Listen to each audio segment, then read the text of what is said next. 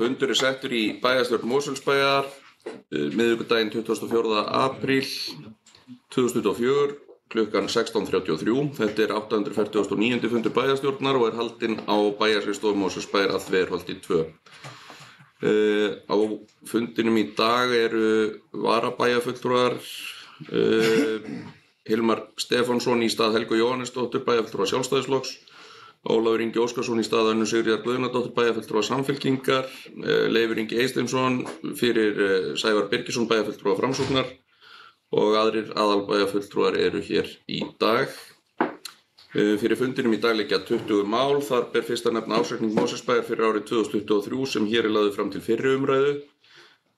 Á fundin undir þeim lið mætir Lilja Dögg Karlsdóttir endurskoðandi og þá eru 9 fundargerðir til afgreiðslu, 4 almenn erindi og loks 6 fundargerðir til kynningar. En okkur ekkert að vanbúnaði að ganga til dagskrár og þar eins og áður sagði fyrst á dagskrá ársreikningur Mosfellsbæjar 2023 lagður til fyrri umræðu og ég býð bæjarstjóra í pontu.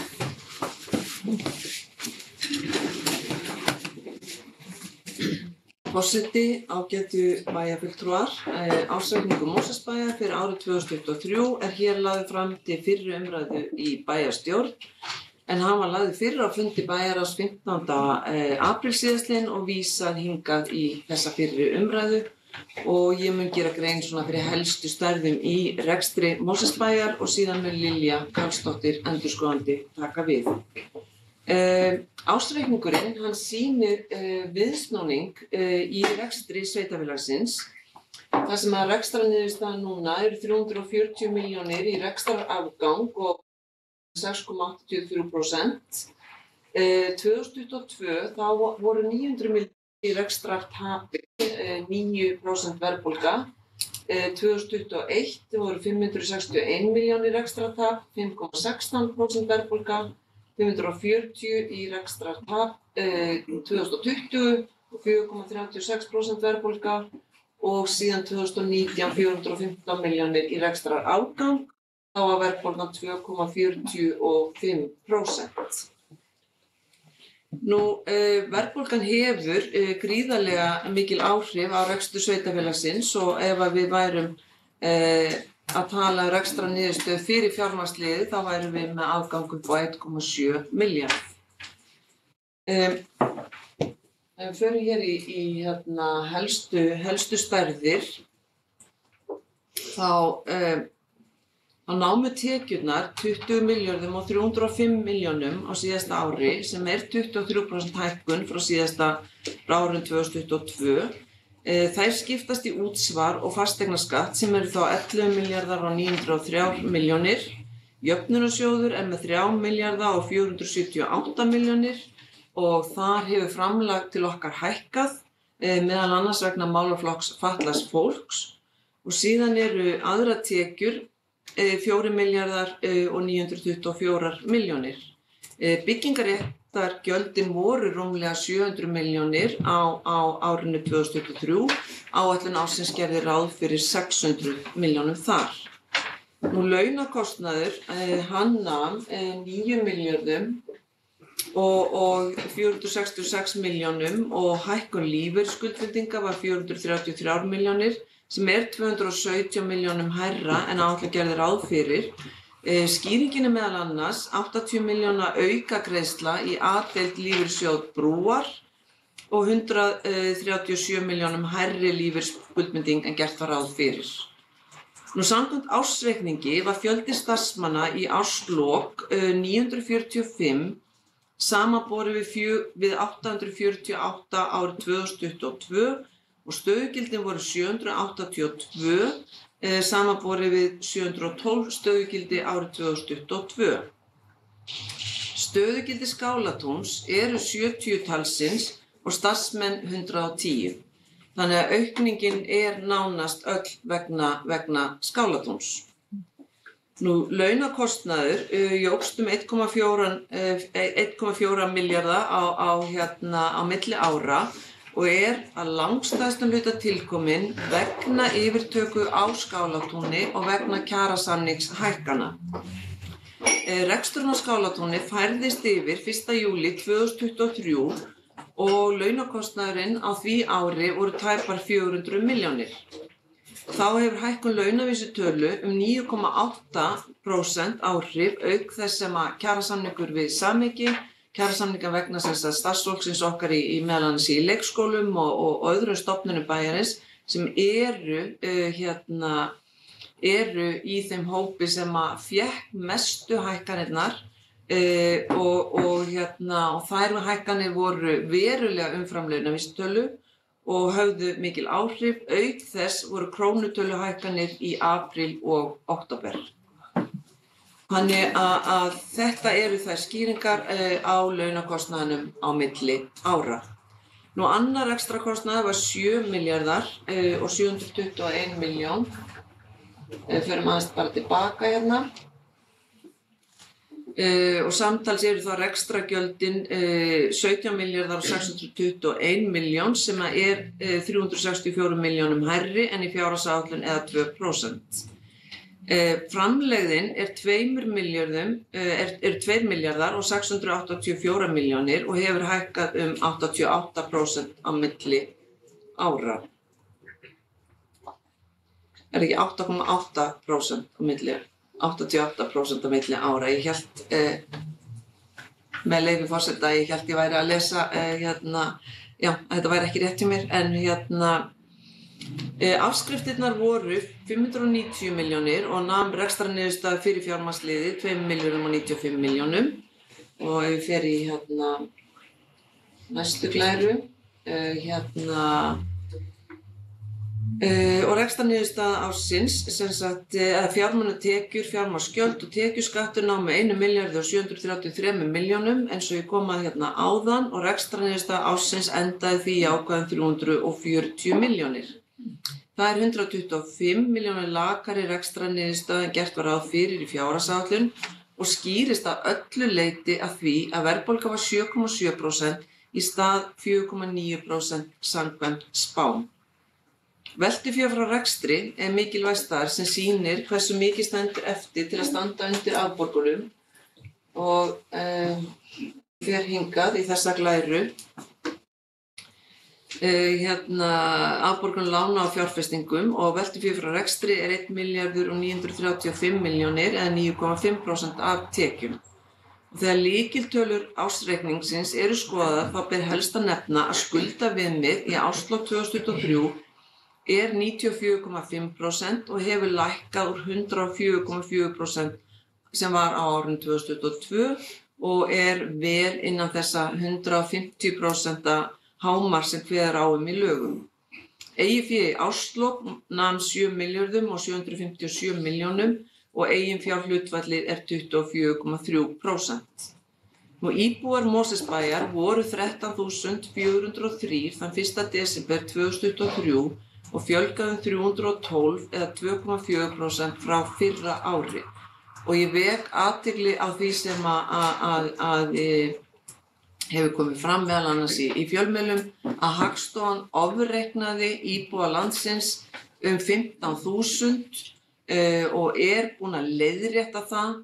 Þá hefði talan og við þurftum að láta nokkur hundruð íbúa frá okkur og þannig að það virtist vera eins og verið með 13.900 þarna áramótin en við erum það er búið að bakfæra þetta þannig að fjölgunin er rétt 2,4%. Og Mosfellsbær er sem fyrr 7. fjölmennasta sveitarfélag landsins.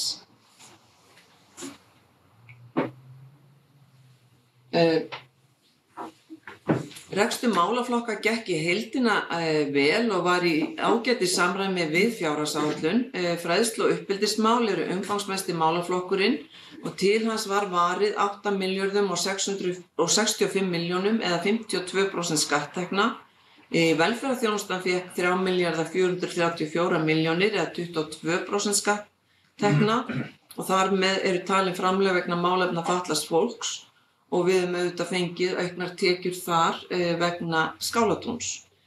Þá eru íþrótt- og tómstundamál 3. umfangsmesta verkefni bæjarins. Til þeirra var ráðstafað 1.722 milljónum króna eða 11% skatttekna. Við höfum tekið upp það vinnulag á þessu ári að fara mánaðarlega yfir alla rekstrartölu sviða með sviðsstjórum til að varpa ljósi á hugsanleg frávik til að geta brugðist við tímalega við þróun mála. Við tókum stafrænt vinnuaflinotkun á síðasta ári, 2023, MOSA, sem sér allar afstemmingar í kerfinu og því svona minni villuhætta heldur verið hefur. Tókum nýtt kerfi í mannauðsmálum sem hefur gefið okkur betri yfirsýn og erum á fleygiferð í stafrænum lausnum.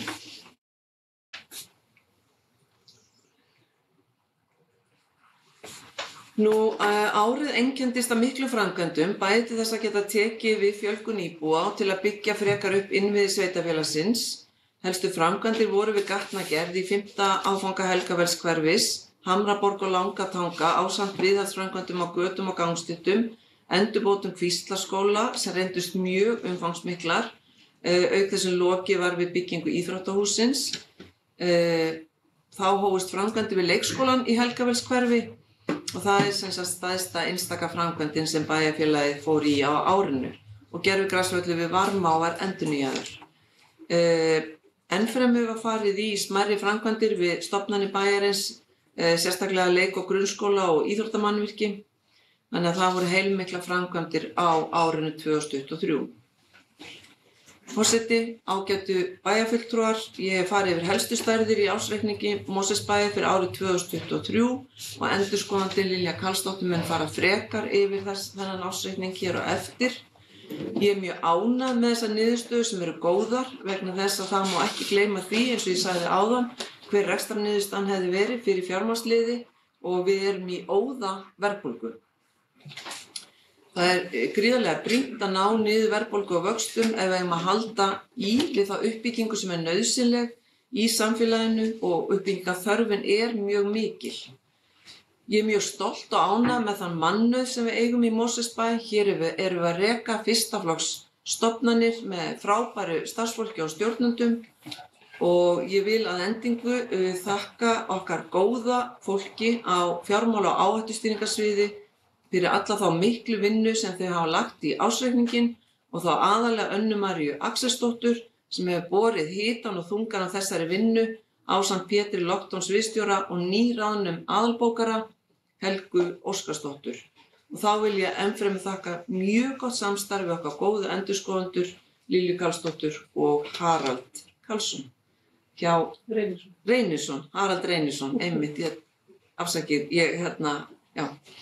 hjá ráðgjafafyrirtækinu KPMG. Takk fyrir. Takk fyrir bæjarstjóri og þá bara býð ég Lilju Karlsdóttur endurskoðanda kontu. Gjörðu svo vel. Takk fyrir. Nú getur forseti og bæjarfulltrúar. Ég ætla að fara yfir hérna endurskoðunarskýrslu, þessi skýrslu endurskoðanda vegna endurskoðunar ársreiknings 2023. Hún er sem drög og verður gefin út við síðari umræðu. Því endurskoðun er formlega ekki lokið, heldur erum við bara að leggja lokahönd á okkar skoðanir og í rauninni verður hann ekki lokið fyrir við hérna síðari umræðu.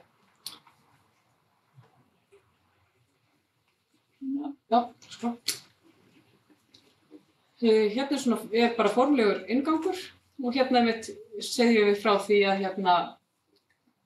við munum árita ársreikninginn við síðari umræðu 8. maí, síðan sem er fyrirhugað 8. maí. Helstu niðurstöður endurskoðunar eru tilgreindar hér á þessari síðu. Þarna segjum við frá okkar helstu áherslum í endurskoðun og þetta eru áherslur, þarna fyrst er í rauninni það sem okkur ber að kanna samkvæmt stöðlum og ber okkur að kanna mögulega sniðgöngu stjórnenda í innra eftirliti. Samkvæmt lögum ber okkur að kanna líka svona svokallaða stjórnsýsluskoðun og svo í rauninni þurfum við að meta hvort sé að ræða lykilþætti endurskoðunar, key audit matters. En í ykkar tilfelli þá er ekkert neitt slíkt að ræða. Óleiðréttir mismunir, þá eru nokkrar sem komu fram þarna. Þeir eru taldir þarna upp og farið betur yfir það á síðari glærum. Og svo eru þessi mál sem eru ennþá ófrágengin og eru talin upp þarna. Það er staðfestingarbréf stjórnenda, afgreiðslu áritun bæjarstjórnar, þá við síðar umræðu, undirrituð áritun endurskoðanda og svo lokaútgáfa á endurskoðunarskýrslu. Endurskoðun er í eðli sér takmörkuð. Við þurfum að setja okkur ákveðin mörk, svona mikilvægismörk sem eru reiknuð út frá tekjum í ykkar tilfelli og okkar mikilvægismörk eru 190 milljónir króna. En okkur ber að greina frá skekkjum sem eru yfir 9,5 milljón. Engar breytingar hafa orðið á endurskoðunarnálgun frá fyrra ári og umfang endurskoðunar nær yfir samantekið reikningsskil A og B-hluta. En undir hann falla sveitarstjórnir, stofnanir og fyrirtæki þess. Og umfangið er farið yfir það hérna á eftir. Veikleikar í stjórnsýslu, það kom ekki fram verulega veikleikar í könnun á stjórnsýslu og við höfum útbúið sérstaka skýrslu til stjórnendar og komið hérna á framfæri. Svona ýmsum tillögum til úrbóta. Veikleikar í innra eftirliti, þá er engin verulega veikleikar í innra eftirliti. Það eru aðrir veikleikar og svona tillögur til úrbóta. Það eru 6 talsins og veikleikar sem hefur verið við frá fyrra ári var 1. Og við höfum einnig útbúið sérstaka skýrslu varðandi það. Og viðeigandi reikningsskilaðferðir og reikningshalslegt mat og upplýsingar í ársreikningi, okkur ber að segja frá því að við endurskoðunina höfum við lagt mat á reikningsskilaðferðir og mat og upplýsingar og í rauninni teljum að hérna mat stjórnenda sé varfærið. Umfang endurskoðunar. Þarna fyrst að telja þá sjóði sem eru í rauninni hluti af samstæðureikningi Mosfellsbæjar og eru rekin af Mosfellsbæ. Og því til viðbótar svo hitaveita Mosfellsbæjar, hún tilgreind þarna neðst, en hún hluti af B-hluta starfsemi sveitarfélagsins. Og svo eru samrekstrareiningar, þetta 3. Og samkvæmt nýjum reglum þá ber ykkur að taka hlutdeild í rekstri þessara fyrirtækja, slökkviliðsins, Sorpu og Strætó inn í ykkar reikningsskil. Eins og ég sagði áðan, þá ber okkur að kanna mögulega sniðgöngu stjórnenda á eftirliti og niðurstöður okkar eru þær að engar vísbendingar hafi komið fram slíka sniðgöngu. Innra eftirlit og fjárhagskerfi, það líka önnur áhersla hjá okkur og það var engin veruleg veikleiki sem kom fram við skoðun okkar á því. En við viljum benda á að sökum viðtækra heimilda í fjárhagskerfum aðgreiningsstarfa í ákveðnum tilfellum ekki nægilega góð. En við erum ekki að segja þessi verulega veikleiki, alls ekki, en hérna við viljum bara benda stjórnendum á þennan veikleika, þannig að það sé allir meðvitaðir það. Og þetta segjum við líka frá skýrslunni sem við höfum útbúið. Stjórnsýsluskoðun, það er sama þar. Það kom ekki fram verulegar athugasemdir við stjórnsýsluskoðunina og við höfum útbúið sérstaka skýrslu. Og það er engin ástæða til þess að segja sérstaklega frá málum, það er ekki þannig. Ef það hefði komið fram verulegar athugasemdir, kannski rétt að komið fram, þá kæmi það sérstaklega fram í þessari skýrslu, þá myndum við segja frá því. Það sem er svona á rauðu ljósi eins og við setja fram. Rekstratekjur, þarna segjum við bara frá því í rauninni skilgreiningu á tekjunum, hvernig við framkvæmdum endurskoðunina og við gerum ekki athugasemdir við færslu tekna í ársreikningi sveitarfélagsins. Laun og launum gjöld, og það er sama þar að niðurstöður okkar eru án athugasemda. Annar rekstrakostnaður, að við endurskoðunina kom fram ein skekkja við endurskoðunina. Þessi reikningur sem var dagsettur og útgefinn 2023 var bókaður árið 2024. Það var bara því að hann í rauninni barst svo seint, hann kom ekki fyrir að bókhaldinu hafði verið lokað og því var ákveðið að setja hann frekar á mismunlista en hann var að fjárhæð 4,5 milljón króna. Og af þeim sökum er rekstrarniðurstaða, skammtímaskuldir og eigið fé vanmetið sem þessari fjárhæð nemur. En eins og kom fram áðan þá vorum við að miða við 9,5 milljón sem væri svona metið sem skekkja.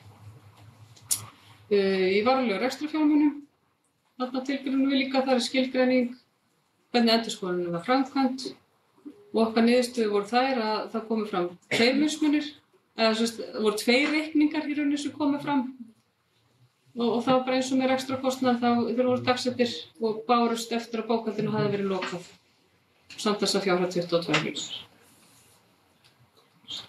Stofnframlög og eignarhlutir í félögum. Þar stærsta einstaka eignin eignarhlutur í lánasjóði sveitarfélaga sem bókfærður 132 milljónir.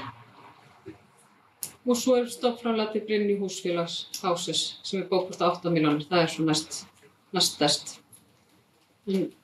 Niðurstöður úr endurskoðun að það án athugasemda. Langtímakrafa vegna hjúkrunarheimilis. Þetta svo sem bara hefðbundið og það voru engar athugasemdir þar heldur. Ónefndar tekjur og aðrar skammtímakröfur. Þær í rauninni aukast á milli ára, en það í rauninni bara í takt við aukna tekjur. Því útsvarstekjur að aukast vegna fjölgunar íbúa og hækkana á launum og niðurstöður án athugasemda. Lífeyrisskuldbinding sveitarfélagsins. Það var breyting þar á árinu og hún tilgreind hérna í miðjudálkinum. Og þetta tengir uppgjöri á A-deild hjá Lífeyrissjóði Brú og var hlutdeild Mosfellsbæjar í þessari breytingu 81 milljón og hún færð meðal lífeyrisskuldbindingar í efnahagsreikningi og færð í gjalda í rekstrarreikningi. Svo tilgreinum við hvernig við fórum yfir þetta og endurskoðum þetta og við gerum engar athugasemdir í þetta. Skuldir við lánastofnanir. Það líka áhersluliður hjá okkur.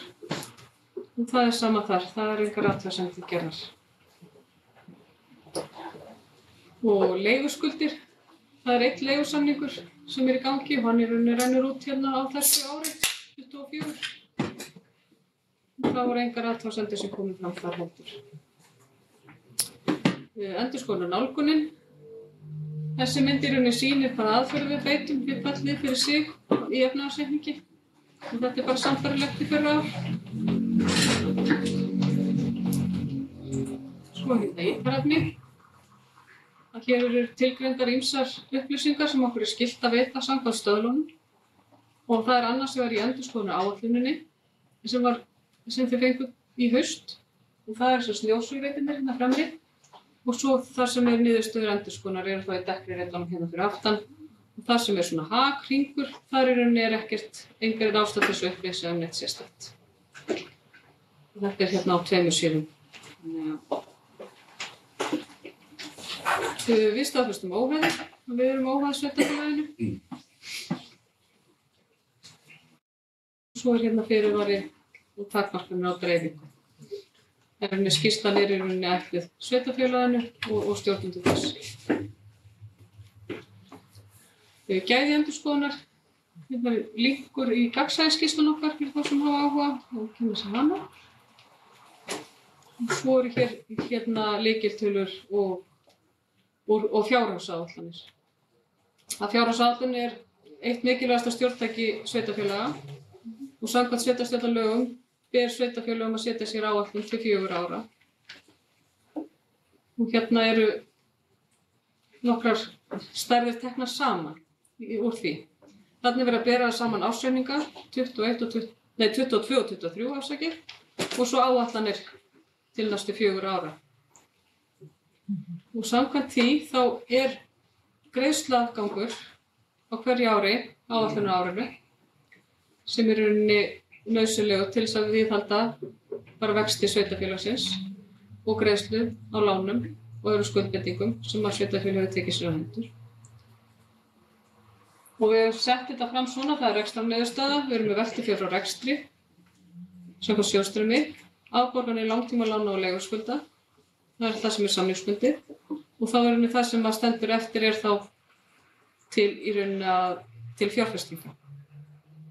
Þannig að uppsafnaður afgangur á þessum 4 árum þá orðið 4 milljarðar. Tökum þarna að lína hér. Hérna. Og svo eru fjárfestingarnar, þetta samkvæmt samþykktum fjárhagsáætlunum. Þá uppsöfnuð fjárþörf vegna fjárfestinga 13,5 milljarðar. Og svo uppsöfnuð lántaka. Það búið að samþykkja lántöku í fjárhagsáætlunum, búið að samþykkja lántöku upp á 7,5. En þarna ekki gert ráð fyrir neinni sölu á byggingarétti. Að við setjum þetta fram í þessa glær. Því það svona annars eðlis sá liður. Þannig uppsöfnuð fjárþörf eins og hún birtist í þessari mynd þá 2 milljarðar króna, en eins og ég segi, það auðvitað gert ráð fyrir sölu byggingarréttar til þess að mæta því og svo væntanlega ef að þannig ber undir að þá alltaf unnt að draga úr fjárfestingu. Rekstrarjöfnuður, það einu stærð sem að leggur saman rekstrarniðurstöðu 3 ára og samkvæmt sveitarstjórnarlögum þá þarf hann að vera jákvæður á hverju 3 ára tímabili. En með lagabreytingu sem var gerð tímabundið, þá var þetta ákvæði ekki virt, það var svo COVID-úrræði, að það verður sett aftur í samband 2025. Þá þarf að vera orðið jákvæður, eins og áætlanir sem gera ráð fyrir. Og þarna svo tilgreindar heildarskuldir og svo skuldaviðmiðið breytingin því. Rekstrarjöfnuður, já, hérna bara sýndu myndrænt rekstrarjöfnuðurinn. Hérna hann að snúast við samþykktum fjárhagsáætlunum. Og framleiða hlutfallið, það hangir þarna í 14% fyrir A og B hluta og í kringum 12% fyrir A hluta. Skuldahlutfallið, það tekur samkvæmt áætlunum, þá mun það taka dýfið þarna á síðari hluta áætlun tímabilsins. Skuldaviðmiðið, það sérstakar reiknireglur varðandi það og það sambærileg svona þróun í því. Það svona sama kúrfan. Já, það var þessu. Það var minni fyrir lokið. Ég þakka fyrir.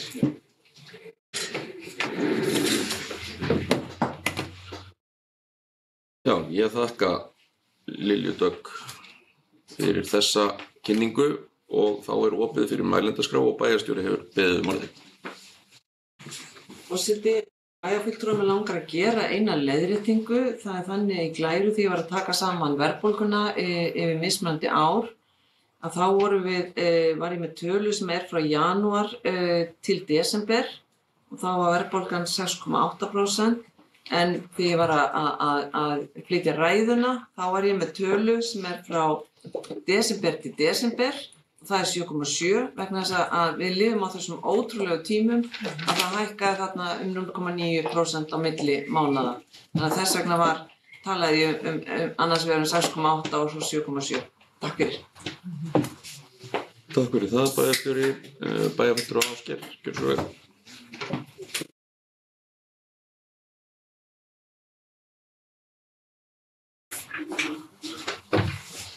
Forseti, bæjarfulltrúar, aðrir gestir.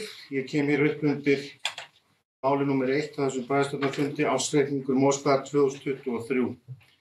Mig langar til þess að þakka bæjarstjóra fyrir kynninguna á ársreikningnum og ekki síður fulltrúa KPMG, Lilju Dögg, fyrir hennar kynningu á skýrslunni, endurskoðunarskýrslunni, drögum með henni og þeim kynningarfundi sem við fengum í síðustu viku á ársreikningnum. Það samkvæmt stjórnsýslulögum sveitarstjórna þá ber að ræða ársreikninga í 2 umferðum eins og gert með fjárhagsáætlanir og það verður síðar umræða ársreiknings hér á þarnæsta bæjarstjórnarfundi minni mig og fram að því að þá munum við bæjarfulltrúar að fá aðgang að skýrslunni, endurskoðunarskýrslunni sem var kynnt hér í drögum fyrir okkur og á fundinum daginn.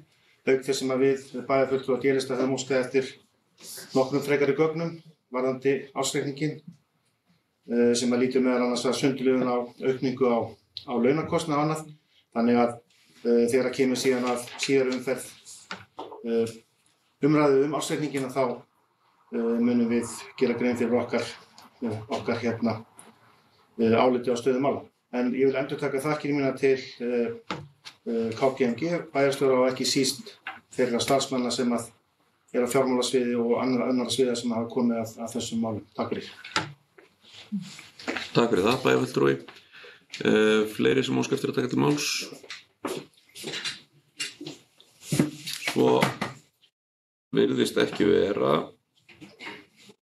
og þá lít ég svo á að umræðum, fyrri umræðum ársreiknings sé lokið og þá legg ég til að bæjarstjórn samþykki að vísa ársreikningi 2023 til síðari umræðu sem fram fer á næsta fundi bæjarstjórnar þann 8. maí 2024 og bið bæjarfulltrúa að gefa merki.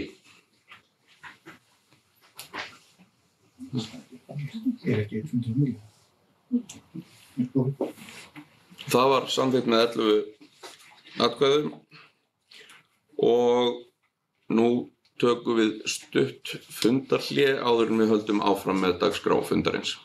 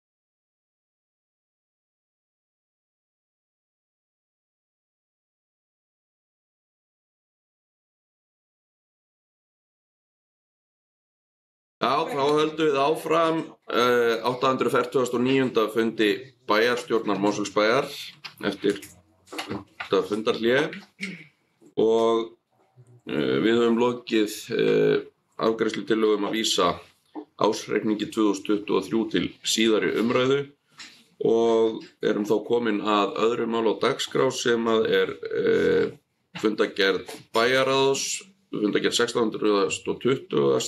fundar bæjarráðs sem framfór 11. apríl síðastliðinn og á dagskrá þess fundar voru 6 mál og fundargerðin opin fyrir umræðu.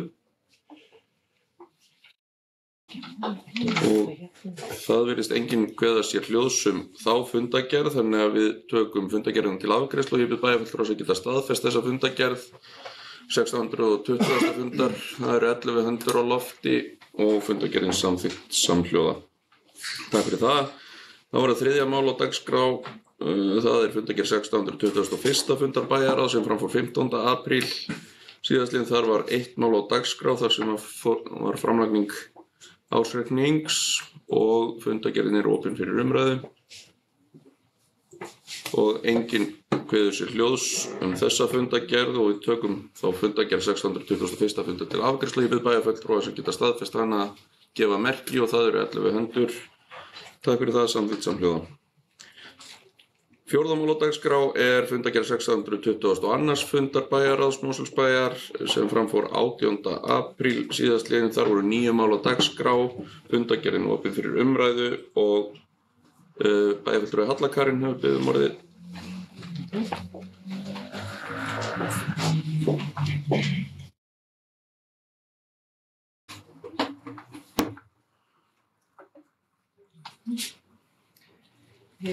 Forseti og ágætu bæjarfulltrúar, ég kem hérna upp fyrir máli 4.1, breyting á legu brauta á Hlíðavelli. Aðeins að fá hérna, opna hérna.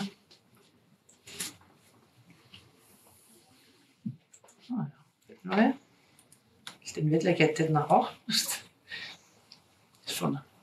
Hérna, eins og kunnugt hefur öryggi íbúa í nýju húsunum í Súluhöfða sem liggja við golfvöllinn, nánar við 4. brautina, ekki verið ásættanlegur. Þar sem allt of mikið af golfboltum hafa lent inn á lóðum húsanna sem og á húsunum sjálfum. Þetta vandamál þó ekki nýtt og því fór bærinn í samvinnu við golfklúbbinn að fara í breytingar á 4. brautinni með því að fara í tilfærslu á teig. Það reyndist því miður ekki nægjanlegt, þó það hafi dregið eitthvað úr að golfboltar myndu lenda á klæðningu húsanna eða í görðunum þeirra. En því hefur golfklúbbur Mosfellsbæjar lagt fram tillögur að stækkun Hlíðarvallar, en í þeirri tillögu sem bæjarráð vísar til skoðunar skipulagsnefndar meðal annars áformuð stytting 4. brautar sem algjör forsenda fyrir þessum samningi. Þar sem það einmitt 4. brautin sem valdið hefur eignatjóni í Súluhöfða.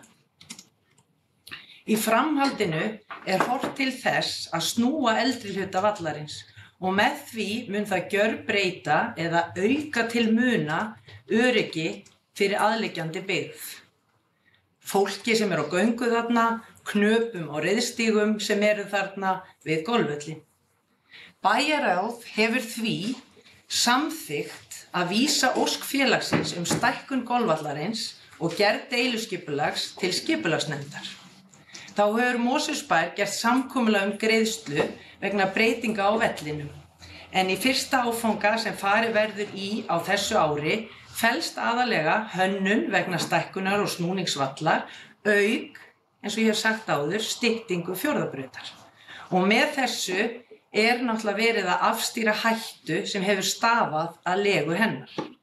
Og ég eiginlega bara að koma hérna upp til aðeins að útskýra þetta því að þetta búið að vera smá flókið mál, en núna erum við allavega búin að skrifa undir þennan samning að þeir að fara strax í að minnka 4. brautina og svo verið að skoða hvort það sé hægt að stækka völlinn. Takk fyrir. Takk fyrir það, bæjarfulltrúi. Það var það bæjarfulltrúi Ásgeir, gjörðu svo vel.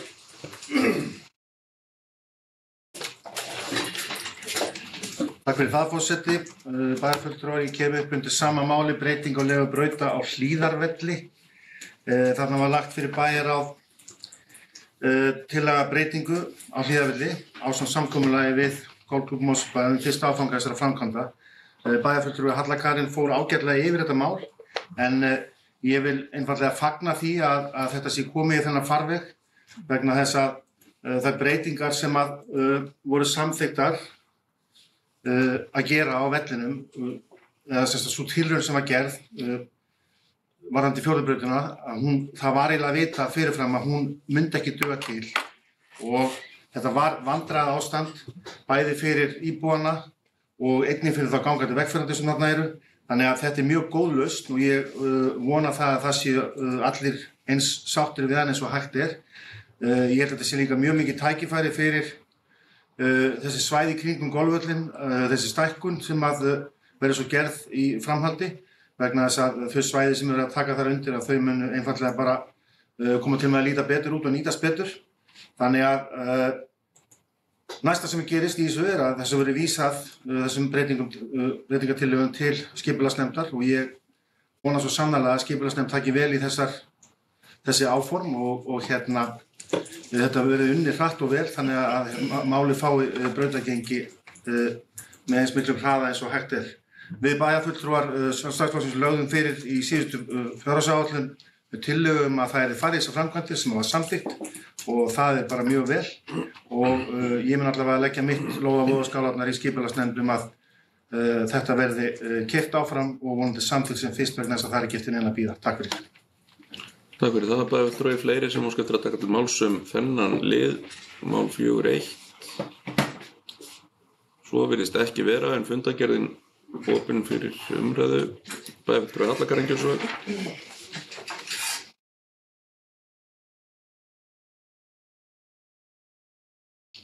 Ágæti forseti og bæjarfulltrúar, ég kem hérna upp fyrir máli 4.2, Varmárskóli, Vesturálma, endurbætur.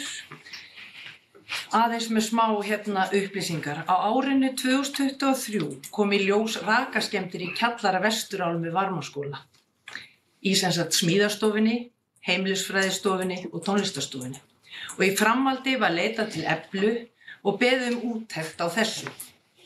Á þessu ári var svo farið að skoða jarðveg og gerðar voru lagfæringar á dreni og sökkulveggjum á suðurhlíð álmunnar. Þessi skoðun leiddi því miður í ljós að drenið virkaði ekki vegna leirburðar og gerði það að verkum að vatn hefur legið að gólfplötu og útveggjum álmunnar.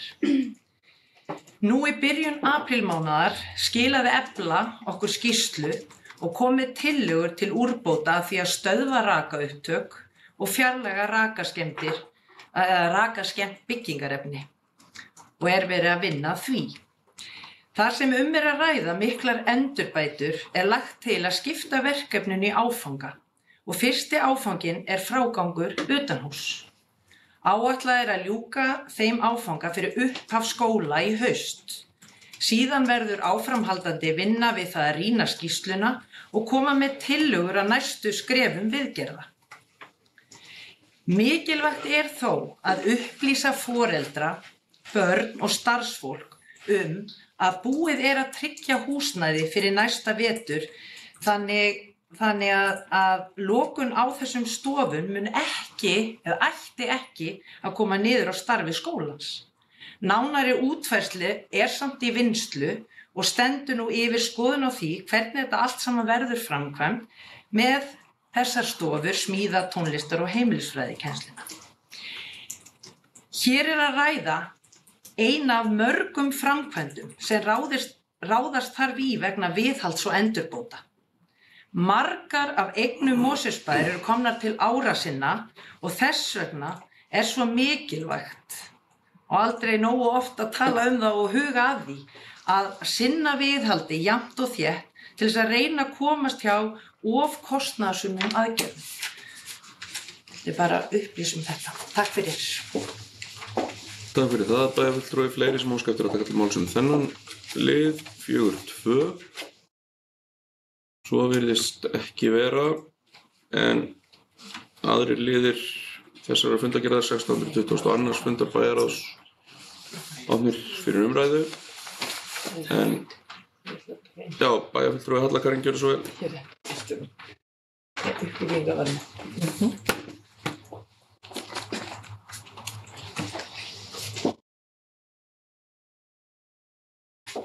Aftur ég komin, ágæti forseti og aðrir bæjarfulltrúar. Ég ætla að koma hérna upp fyrir 4.9, uppbygging að Varmá, þarfagreining vegna þjónustu og aðkomubyggingar að Varmá, unnin af stýrihópum endurskoðun á framtíðarsýn fyrir íþróttasvæðið að Varmá. Ég hef ansi oft komið hérna upp ásamt mörgum öðrum við að segja það hvað íþróttasvæðið okkar að Varmá dýrmætt. Og hvað mikilvægt að passa upp á að þar verði skýr framtíðarsýn og að við séum að byggja til framtíðar. Það mjög mikilvægt þar sem við erum að endalaust að aukast sem sagt íbúafjöldi hérna og alltaf verða fleiri og fleiri iðkendur í afturöldingu sem ánægjulegt, að þá mikilvægt að byggja til framtíðar og þess vegna þessi þarfagreining núna gerð þar sem að við höfum aldrei legið á því að við viljum vanda virkilega vel til verka því að svona framkvæmum við vonandi bara einu sinni til þess að þetta sé pláss fyrir alla. Að sjálfsögðu munum við byggja á góðri skýrslu sem var gerð 2019 en núna í ár 2024 og það 5 ár síðan sem skýrsla var gerð. Og það bara bæði kröfur í samfélaginu og annað, margt gott þar, en nú þurfum við bara að skoða, eitthvað sem við erum að gleyma, eitthvað sem við þurfum að horfa betur á. Og ég verð bara að segja það að ég gríðarlega stolt yfir þessari þarfagreiningu, hvernig hún var unnin, og ég vil bara þakka fólkinu í þeirri vinnu, sem var Sif Sturludóttir, leiðtogi upplýsingastjórnunar. Það var Lára, nú það einhver, ef ég segi vitlaust, Gunnarsdóttir, það ekki, verkefnastjóri á skipulagssviði. Já, og svo og svo Illugi Þór Gunnarsson, hjá Eignarsjóði, og svo íþróttafulltrúin okkar og lýðheilsumála Guðjón Svansson. Þetta bara það sem þau gerðu, þau byrjuðu í janúar og þau voru að skila okkur núna, þau byrjuðu 19. janúar og þau voru að skila okkur núna 16. apríl. Þau tóku 15 kynningar með hagaðilum og verkefni var allt kynnt. Þau tóku 26 viðtöl við hagaðila. Þau bjuggu til spurningakönnun eða komu spurningakönnun út og það var bæði afturelding sem sendi til allra iðkenda og forráðamanna sem voru þá ungir. Þeir létu líka skólan að gera það og það var bara að tala við notendaráð, ungmennaráð, allar deildir, skólastjóra, íþróttakennara og fullt af fleirum. Þannig að ég stolt, þarna kemur ákveðið ég ætla nú ekki að segja frá allir skýrslunni, en það náttúrulega kom okkur ekkert á óvart og eins og við höfum vitað áður að það vantar búningsklefa. En það sem kannski, það líka talað fundarherbyggi en gríðarlega mikið talað barnvæna aðstöðu. Þannig að sé aðstæða fyrir börnin okkar meðan þau eru að bíða eftir æfingum, eftir æfingar og auðvitað líka gesti. Þau fagna styrktarþjálfuninni og það bara, það bara krafa í nútíma bara samfélagi í dag að íþróttafélög og allar deildir þeir nota styrktarþjálfun mjög mikið. Og svo var gaman að sjá það hvað fólk hafði áhuga á því að veri góð aðstaða fyrir starfsfólk og nóg af geymslum. Hvort sem það væri fyrir ræstingar, dót eða bara fyrir íþróttadeildirnar. Það sem ég langaði kannski að segja það að nú eitt af hlutverkum stýrihópsins búið. En þetta bara rétt byrjun. Framundan mikil vinna. fara í gegnum hvað á að vera þarna, hugsa hönnunina þó svo að við látum hanna þetta fyrir okkur, rýna í þetta bæði gömlu skýrsluna og nýju. Ég ætla að fá að taka hérna eitt sopa eins og þurr. Takk fyrir. Það er mikil framundan, en þessi stýrihópur hefur líka fleiri hlutur. Þarfagreiningin er lokið. Við þurfum líka að koma með framtíðarsýn, til dæmis bara eins og þetta með búningsklefa. Ætlum við að hafa alla búningsklefa sem þarf að vera inn í þessari þjónustu og aðkomubyggingu, eða ætlum við að setja hluta af því í stúkuna? Þetta eru svona til dæmis spurningar sem við þurfum að spyrja okkur, skoða hvað á að vera við Varmá, hvað ætti kannski að vera á Blikastaðalandi og svo framvegis. Við þurfum líka að sýna fram hvernig Varmársvæði lítur út þegar það er fullbúið og við þurfum að finna fjármögnun. Við þurfum að leita milljónum. Svona verk er dýrt og við þurfum jafnvel að huga því að áfangaskipta verkefninu. En þetta eru bara svona, það er ekkert byrjað að huga að þessu. Ég er bara að segja, þarfagreiningin hjálpar okkur mjög mikið. Við vinnum á fyrri skýrslu, en þetta er bara rétt byrjunin. Og við þurfum að skila þessu í október og ég hef bara fulla trú á þessum stýrihóp og mig langar bara að hrósa verkefnastjórunum yfir stýrihópnum, þeir eru Ólöfu Dögg Ásgeirsdóttur og Sif Sturludóttur, fyrir gríðarlega og hvað þá bæjarstjórunum okkar Regínu sem er líka yfir þeim, bara fyrir alla þessa vinnu hérna innan stjórnsýslunar og allra þeirra sem hafa komið að þessu. Og svo bara stýrihópnum náttúrulega.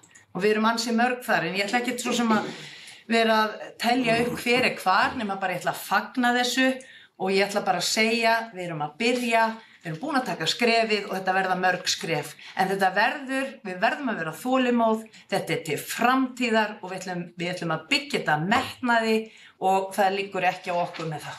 Takk fyrir. Takk fyrir það, bæjarfulltrúi. Þá er það nefnd.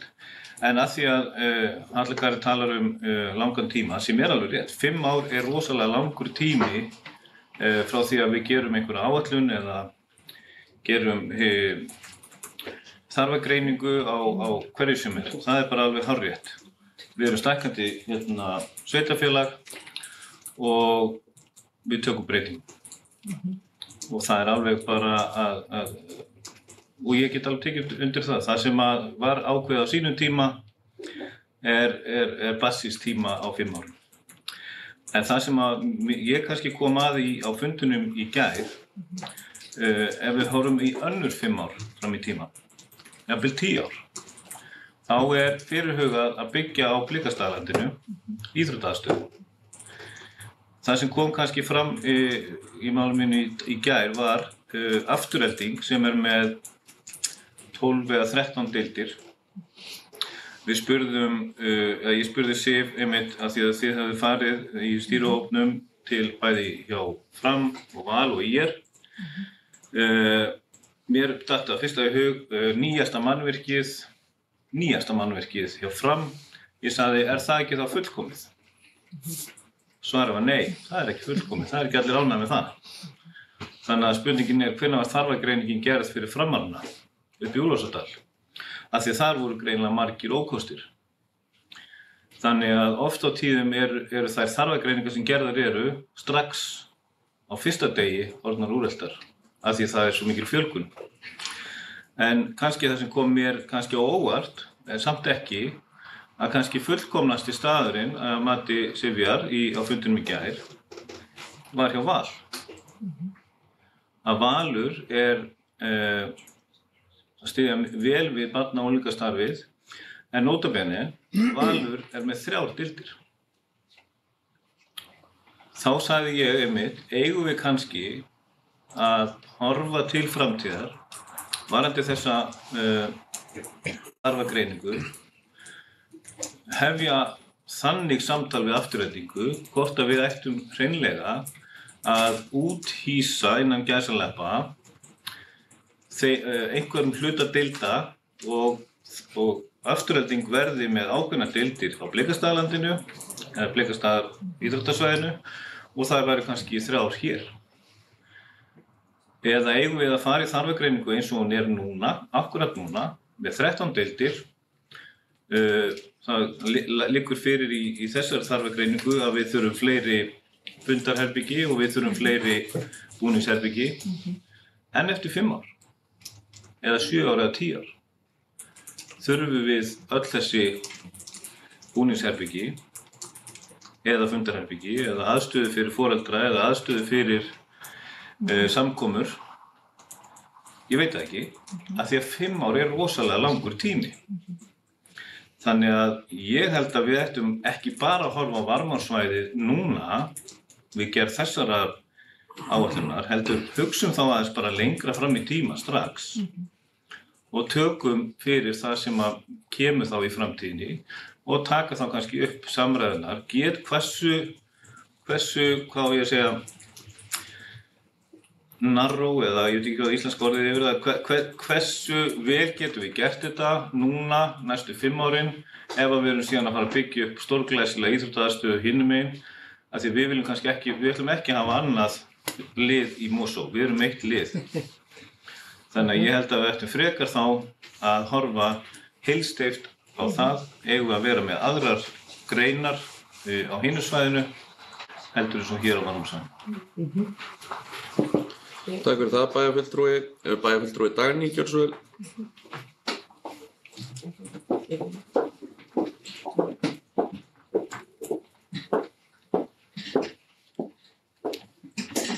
Virðulegur forseti, kemur nefnilega sama lið, 9 bygginga varmá. Það sem mér langaði kannski að byrja að nefna eru þessar niðurstöður. Þær eru ofboðslega góðar, finnst mér. Gögnin eru góð og skýr og það alveg ljóst að það búið að leggja í mikla vinnu. Þannig að þetta mér finnst íbúasamræðið mjög jákvætt og mér finnst það til eftirbreytni og sérstaklega kannski öðrum verkefnum sem við erum að vinna að gefa fólki færi á að segja sína skoðun. Því að þar fáum við líka svolítið góða mynd af því hvað fólkinu finnst sem að til dæmis að detta þarna inn og sækja börn í svona æfingar. Sem foreldrar sem búin að vera í foreldraröðinni bílastæðinu árum saman og þá fannst mér það svo ekki veigamikil þáttur hjá foreldrum að þetta er svæði sem er á svolítið aðþrengt og það er ekki kannski mikið af tækifærum til að byggja upp fleiri fasteignir annað og fólkinu fjölgar en aðkoman í gegnum uppferðina hún er eins og hún var fyrir mörg þúsund íbúum síðan þannig að það er ákveðið kraðakan og mér var svolítið ákveðið hvað það er en skorað ekki hærra en raun bar vitni. Það er kannski fólk fara að gera eitthvað annað í dag því ég búið með þessu röð. Mér fannst þessi vinna vera ákveðin svona skurðpunktur sem svipað á Rúnar Bragi var að koma inn á, bæjarfulltrúi Rúnar Bragi. Þetta er góð þarfagreining á þessu svæði eins og það er í dag en hvað ætlum við að gera eftir 10 ár og hvað þarf í dag, til dæmis fannst mér í niðurstöðunum munur á þörfum starfsmanna á búningsaðstöðu versus deildana í félaginu og það er starfsfólki sem er þarna alla daga og getur sagt okkur svolítið vel hvað er nýtt. Þannig að við séum að fara svolítið skipulega inn í það sem að þarf að byggja upp. Þannig að mér langar eiginlega bara að vera svolítið sammála Rúnar Braga, þetta er rosa góður svona útgangspunktur en hvert viljum fara til framtíðar. Þannig að við sem að byggja upp á réttan hátt og við nýtum þá það sem við erum að gera. Það er svona það helsta sem ég myndi vilja leggja með þessum tíma. Takk fyrir það, bæjarfulltrúi Halla Karin, gjörðu svo vel.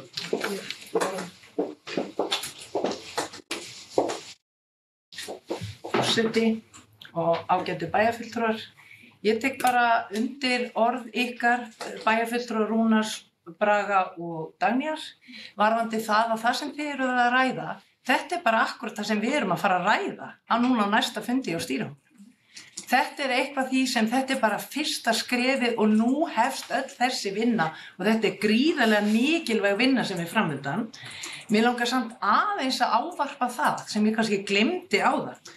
að sko markmið þess hvernig þessi þarfagreining og bara svo það sé sagt, eins og hún ítarleg og flott þarna sem í skjölunum hjá okkur, sem allir geta lesið orðið núna, að þá miklu meira af efni sem þeir eiga, sem hægt að kalla eftir og hver deild getur fengið svörunin og annað.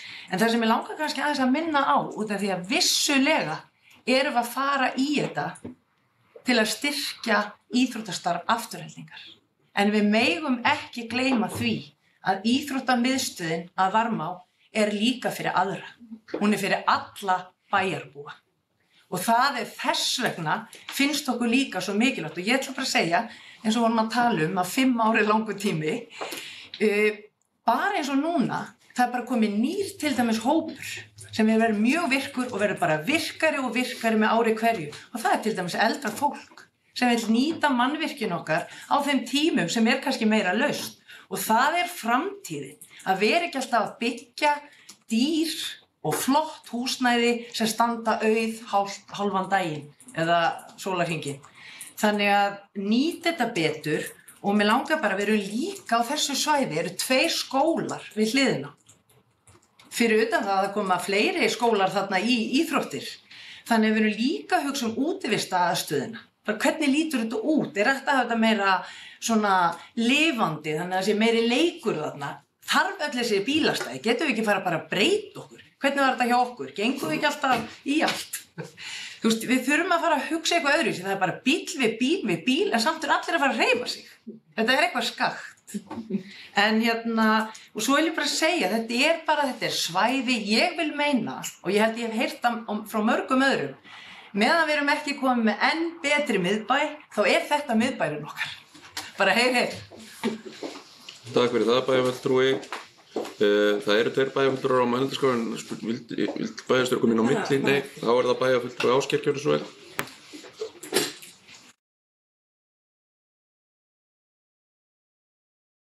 Takk fyrir það, forseti. Ég kem upp undir sama máli, mál númer 49, uppbygging að Varmá.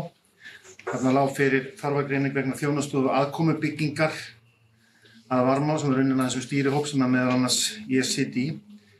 Og ég tek undir það sem hér hefur komið fram að þessi vinna sem var lögð í þetta, hún var mjög góð, hún var mjög faglega unnin og hún búin að bæta heilmiklu við það sem var búið að gera áður. Ég vil samt sem áður halda þetta til haga vegna þess að bara þannig að það sé algjörlega á hreina, við séum ekki að tala niður eða gera lítið úr þeirri vinnu sem var búið að vinna. Það var búið að skrifa skýrslu sem nefnt Efluskýrslan, þar sem var víðtækt samráð, þar sem var Afturelding, Mosfellsbær og Efla að vinna með því, þar sem var haft samband við mikið af hagaðilum og farið mjög grundigt og vanda sig í þeirri vinnu til þess að horfa til framtíðar þegar það var verið að vinna þessa vinnu. Þannig að það ekki þannig að það hafi verið eitthvað að kasta til höndunum og nú sé búið að vera að vinna þetta svo rosalega faglega. Sannarlega þetta bæta miklu við, en svo vinna sem var búin að fara fram, hún var mjög faglega unnin. En núna 5 ára síðar, þá það alveg rétt að það hafa orðið breytingar, okkur endalaust að fjölga og það hafa komið bara upp nýjar áskoranir varðandi notkun á svona byggingum og fleira. Þannig að þessi vinna, hún bæti svo sannarlega við og mun gera gott ennþá betra. Þannig að það sé algjörlega tekið skýrt fram. En það var þannig að það voru engar byltingar sem komu fram í þessari þarfagreiningu miðað við það sem við vissum fyrir. Við vissum alveg að þau þurfti fullt af nýjum búningskliðum að Varmá. Við vissum alveg að það þurfti fundarsali. Við vissum að það þurfti aðstöðu fyrir barnana, aðstöðu fyrir börn. Það búið að tala um þetta anddyri í mjög langan tíma. Við vissum alveg að þurfti góða aðstöðu fyrir starfsfólk. En það mjög gott að þetta sé undirstrikað og þannig að eins og bæjarfulltrúi Hallakarin kom hér áðan þannig að við gleymum engu.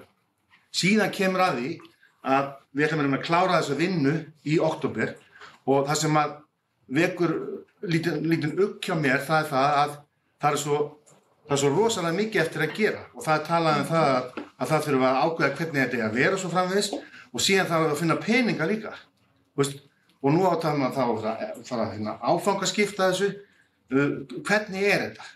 Og 5 ára langur tími frá 2019, en við skulum ekki gleyma því að samkvæmt samningi sem lá fyrir varðandi uppbygginga varma og forgangsröðun og annað, þá ættum við það byrja að vera að taka í notkun núna þessa þjónustubyggingu sem átti að hefja byggingu á vorið 2022.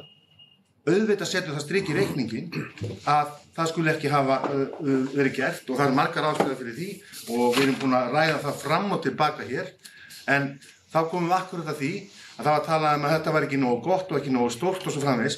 Hvað ætlum við akkurat að gera varðandi það að varðandi mögulega búningsklefa í stúk eða ekki? Ætlum við að byggja fullt af búningsklefum í þjónustubyggingunni, en ætlum við ekki að reikna með það búningsklefum í stúkunni eða ætlum við að reikna með því? Þetta var samt ákvarðanir sem við búið að taka á fyrri stigum. En ég mun allavega að berjast fyrir því meðan ég sit hér í bæjarstjórn að það verði aðstaða og stúkur með aðstaða og búningsklefar í þeirri stúku sem áformað að byggja hérna niður á Varmá.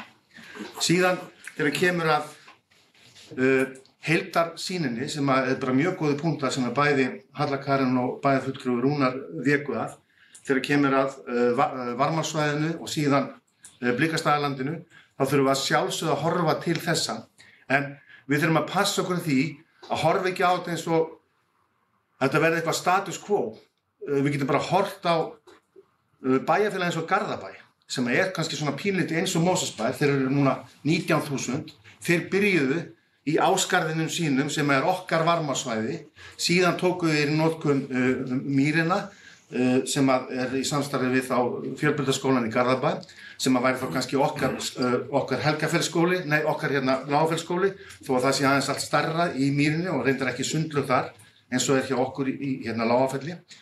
Og síðan þeir núna búin að stækka ennþá meira og eru komnir í miðgarðinn, í stóra knatthúsið sem nýbúið að taka í notkun fyrir 1-2 árum síðan. Þannig að við erum með fyrir framan okkur, þetta bara ennþá eitt félag, en þeir eru ekkert búin að henda út einhverjum deildum úr hinum aðstöðunum í Garðabæ og Ásgarði ennþá stundu knattspyrna þó að það sé komið knatthús upp í miðgarði, en meginmunurinn á öllum þessum félögum sem við heimsóttum, og ef við tökum bara fleiri, hvort sem það Stjarnan eða hvað, meginmunurinn sá að þessi félög eru yfirleitt með kannski 34 deildir meðan við erum með 13 deildir. Og það alveg sama hvað við þarfagreinum og hvað við gerum mikið, það verður alltaf einhver óánægja með einhverja aðstöðu meðan við erum með svona óbóðslega margar deildir. Og það eitthvað sem við þurfum bara að reyna að gera eins vel og við getum, en þetta stór áskorun fyrir Mosfellsbæ og fyrir þá uppbyggingu sem við ætlum að standa að á báðum þessum stöðum, að hvað við erum með margar deildir, en núna heldur þessi vinna áfram með þennan stýrihóp og vonandi lýkur henni á réttum tíma og svo þurfum við að fara að láta verkin tala. Það er ekki að bíða lengur eftir því. Takk fyrir. Takk fyrir það, bæjarfulltrúi. Þá það bæjarfulltrúi Lovísa Gilsvel.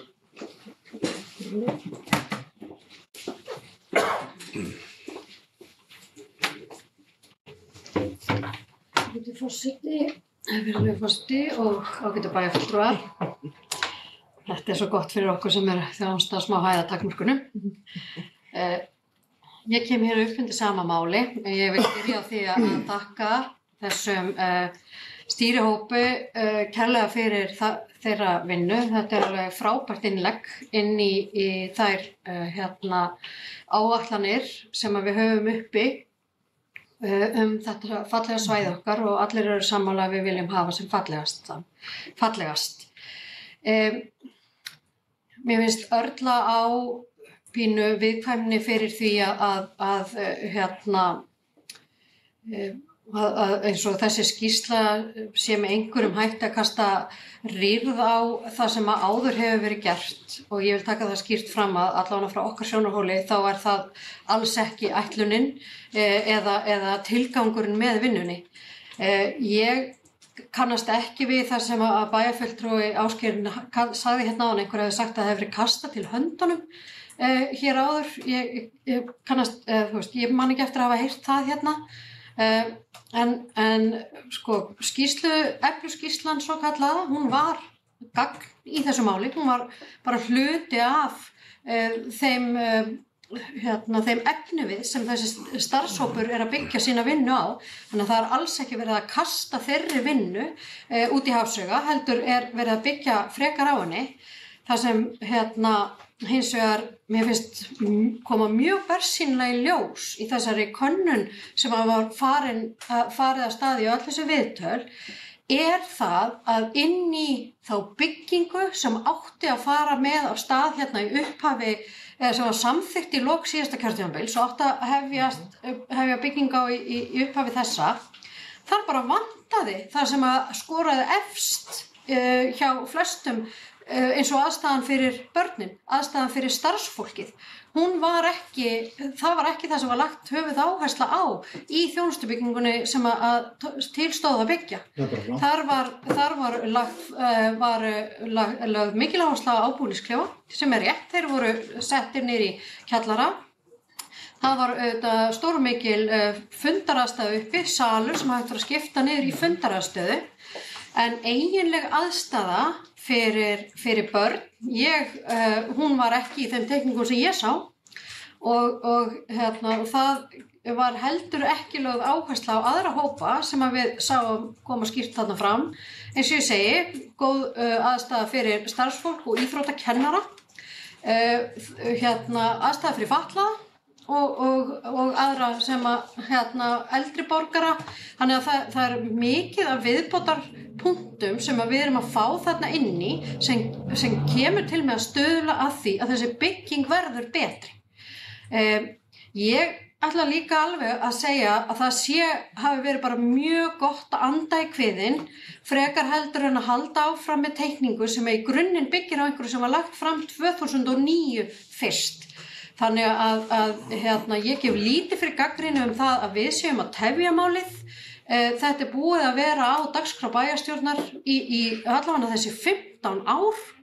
Þannig að og töluvert mikla breytingar sem hafa orðið bæði á íþróttafélaginu og á bara fjölda íbúa samsetningu og mörgu öðru. Það hefur líka komið fram í þeim kynningum sem við höfum fengið að auk þeirra gagna sem koma fram bara í skýrslunni sjálfri, þá hafa þessi beinu viðtöl starfsmanna við alla þessa hagaðila skilað enn dýpri upplýsingum sem síðan hægt að nota við síðan nánari hönnun á svæðinu. Ég vil líka taka það fram að svona bygging kostar gríðarlega fjármuni og uppbygging á íþróttasvæði kostar gríðarlega fjármuni. Og við sjáum það til dæmis bersýnilega núna þegar við vorum að leggja fram okkar ársreikning til fyrstu umræðu, þá hafa önnur sveitarfélög líka verið að gera það. Og mörg sveitarfélög þar sem hafa verið að leggja stað í mjög kostnaðarsamar uppbyggingar íþróttasvæða að skila mun lakari afkomu frá rekstri heldur en við erum að gera. Þannig að það skiptir máli að hugsa það áður en að halda þeirra stað hvernig við ætlum að fjármagna. Og það bara, við vitum það vel að það á það til í svona verkum að bætast við einhvern veginn. Og ég held að til dæmis að því að bæjarfulltrúi Ásgeir nefndi Miðgarð áðan, að hann fór töluvert fram úr áætlunum til dæmis í byggingu og við viljum gera okkar besta til þess að koma í veg fyrir að sitja uppi með þannig framúrkeyrslu. Það viljum við alls ekki.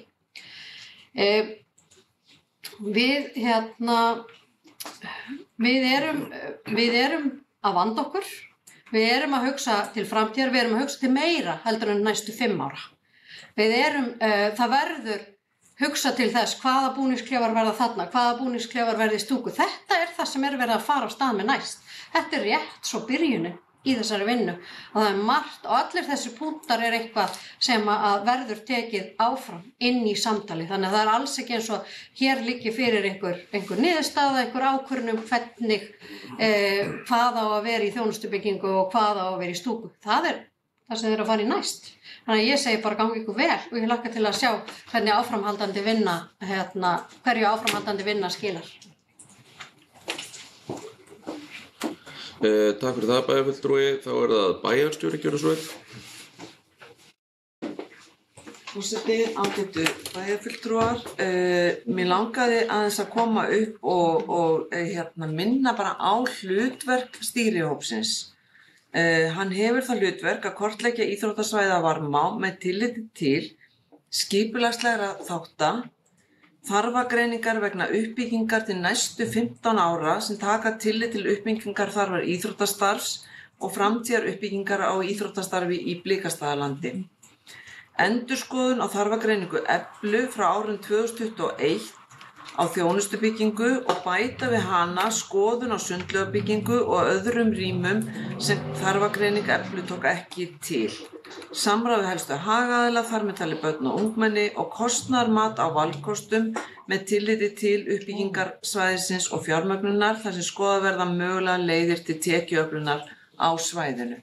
Þannig að þessi góða þarfagreining, hún aðeins hluti af verkefni stýrihópsins. Við þurfum auðvitað, ef við höfum til október, en það sumarið framundan, þannig við þurfum auðvitað að herða róðurinn og ég vil bara taka undir þakkir til þeirra sem gerðu þarfagreininguna, okkar starfsfólks hér hjá Mosfellsbæ og síðan langar mig bara að þakka stýrihópnum.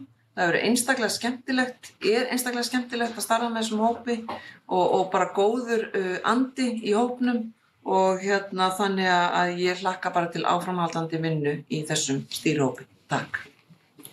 Takk fyrir það, bæjarstjóri. Þá er það bæjarfulltrúi Rúnar Bragi, gjörðu svo vel.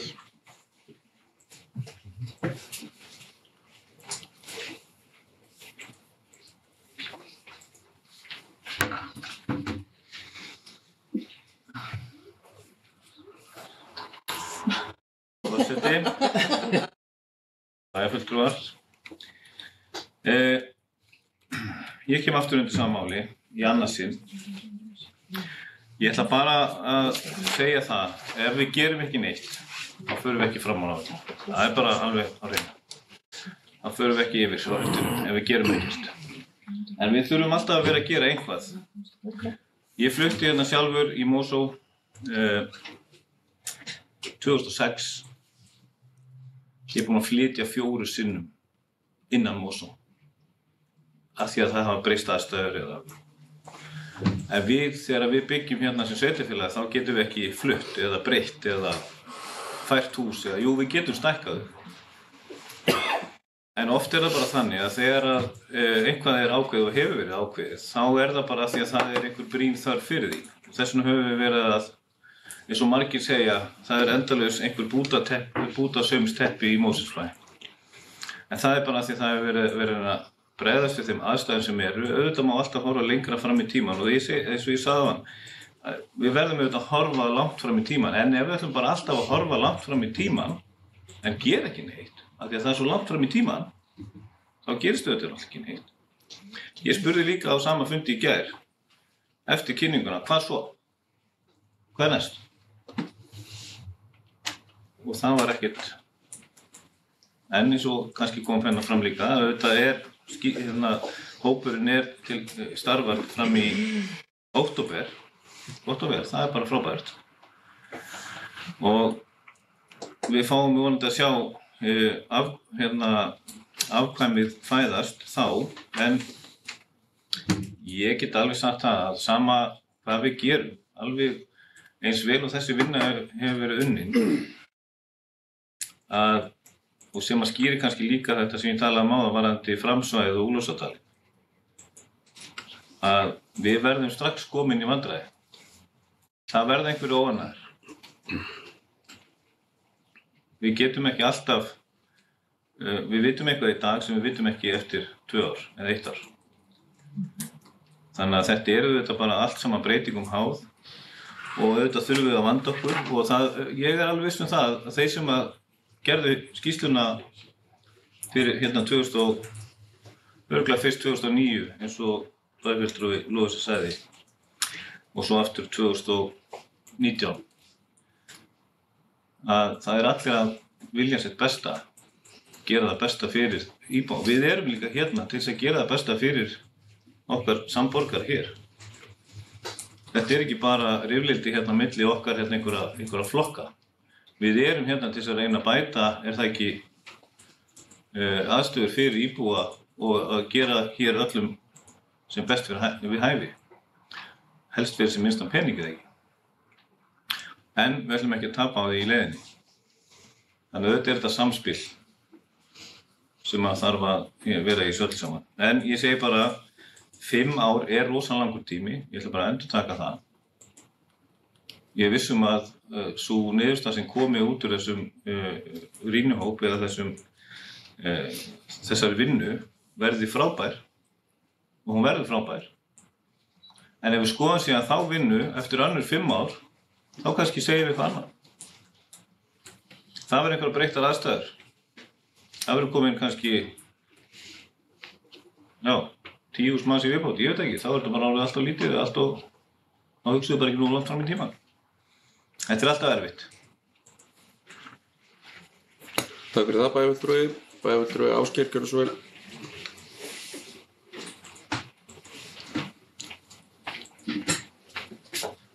Takk fyrir það, forseti. Ég kem upp undir sama máli í Íþróttamiðstöðinni Varmá.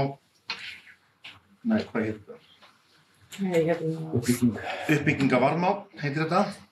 Vinna stýrishóps og framlegað þarfagreining. Ég ætla nú ekki að bæta miklu við það sem að ég var búinn að nefna áðan, en vildi samt taka það fram að ég tók það skýrt fram að ég er mjög ánægður með þessa viðbót sem að koma út af þessari vinnu. Hún var mjög fagleg og hún var mjög góð. Ég vildi líka bara leggja áherslu á það að það hafði verið unnið mjög fagleg vinna og það engin sérstök viðkvæmni fyrir því hvort að fólk haldi að það sé verið að tala það niður. Það er bara mín skoðun að það hafi verið gert, en ég vildi bara halda því aðeins til haga. Síðan mótmæli ég því að það hafi ekki verið tekið tillit til þarfa barna og starfsfólk í þeim teikningum sem voru samþykktar árið 2019. Það er bara alrangt. Og við skulum hlakka til að sjá samanburðinn á þeim teikningum sem að koma út úr þessari vinnu sem er núna og á þá fyrri teikningu þegar kemur að þessari til dæmis aðstöðu fyrir þessa hópa. Hvað þýðir það til dæmis að það hef ekki verið tekið tillit til aðstæðna og þarfa barna og fatlara í fyrri teikningu? Hvernig mun það líta út í nýju teikningunni? Ætlum við að vera með sér sali fyrir þessa hópa eða hvernig ætlum við eiginlega að gera þetta? Það verður mjög athyglisvert að sjá hvernig það mun líta út og hvað má þetta kosta. Þegar við gerum svona þarfagreiningu og tölum við svona marga aðila, alveg svo að gift á fyrra stigi vinnunar, þá kemur langur listi af óskum frá fólki. En síðan er það okkar núna að taka ákvörðun eða þeirra sem að stýra hér bænum, hvað er hægt að uppfylla og hvað er nauðsynlegt að gera og hvað ætlum við að gera. Þannig að ég hlakka rosalega til að sjá hvaða sérstaka aðstaða verður bara fyrir börn og síðan bara fyrir eldri borgara og svo framvegis. Þannig að það verður mjög athyglisvert að sjá það. Takk fyrir. Takk fyrir það, bæjarfulltrúi Aldís, gjörðu svo vel.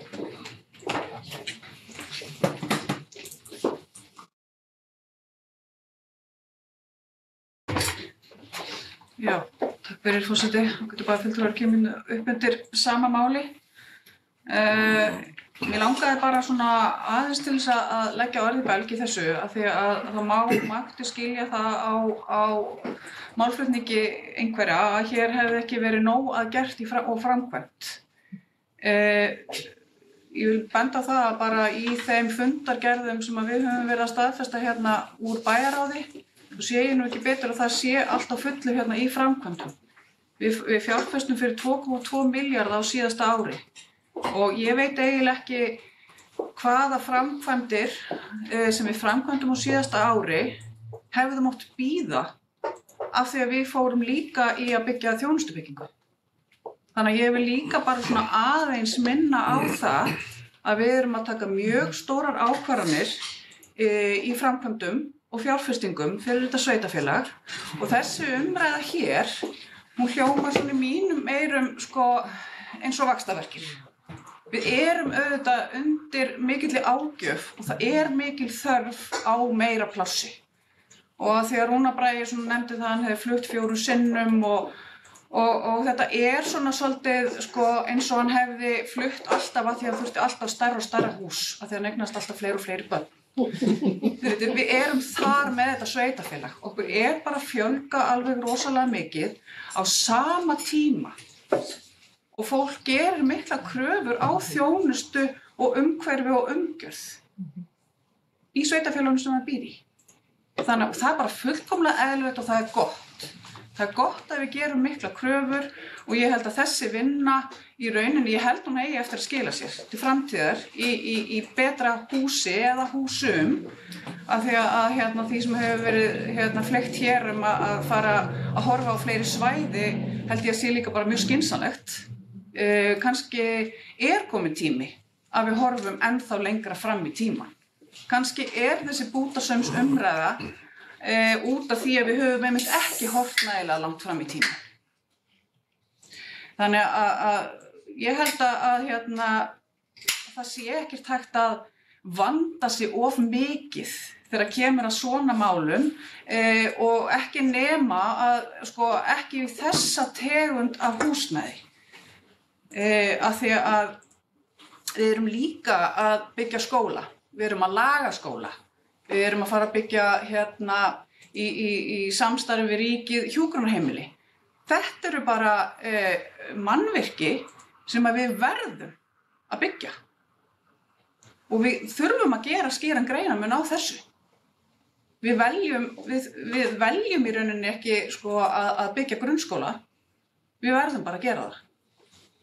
Við völdum ekki að þurfa að taka heilan grunnskóla í gegn á síðasta ári og erum að leggja lokahönd á það, heldur urðum við bara að gera það. Við tókum stóra ákvörðun á síðasta ári að fara að byggja mjög dýran leikskóla upp í Helgafellslandi. Þannig að ég segi bara, ég veit eiginlega ekki hvað af þessum fjárfestingum sem við tókum ákvörðunum í fyrra hefðum átt að bíða til þess að fara líka í þessu þjónustubyggingu, þó við gjarnan hefðum viljað það. En ég alveg viss að þessi vinna sem hefur verið unnin, hún á eftir að skila sér og það sem verður byggt að Varmá verður algjörlega til fyrirmyndar. Takk fyrir það, bæjarfulltrúi, bæjarstjóri, gjörðu svo vel. Já, forseti, ágæti bæjarfulltrúi, af því það var minnst hérna á Blikastaði að þá vil ég kannski nefna það að það náttúrulega mjög dýrar og miklar fjárfestingar þar framundan þegar og ef svæðið verður byggt upp. Varðandi íþróttahús, að það voru auðvitað gerðar þarfagreiningar og við fengum tiltekið fjármagn í ýmsa starfsemi, en bara til að setja þetta í samhengi að þá var gert ráð fyrir 1 milljarði í íþróttahús á Blikastöðum. Þannig að það ekki alveg eins og við séum einhvern veginn að fara að byggja upp strax gríðarlega mikil mannvirki á svæðinu. Takk. Takk fyrir það, bæjarstjóri. Fleiri sem óska eftir að taka til máls þennan lið. Bæjarfulltrúi Lovísa, gjörðu svo vel.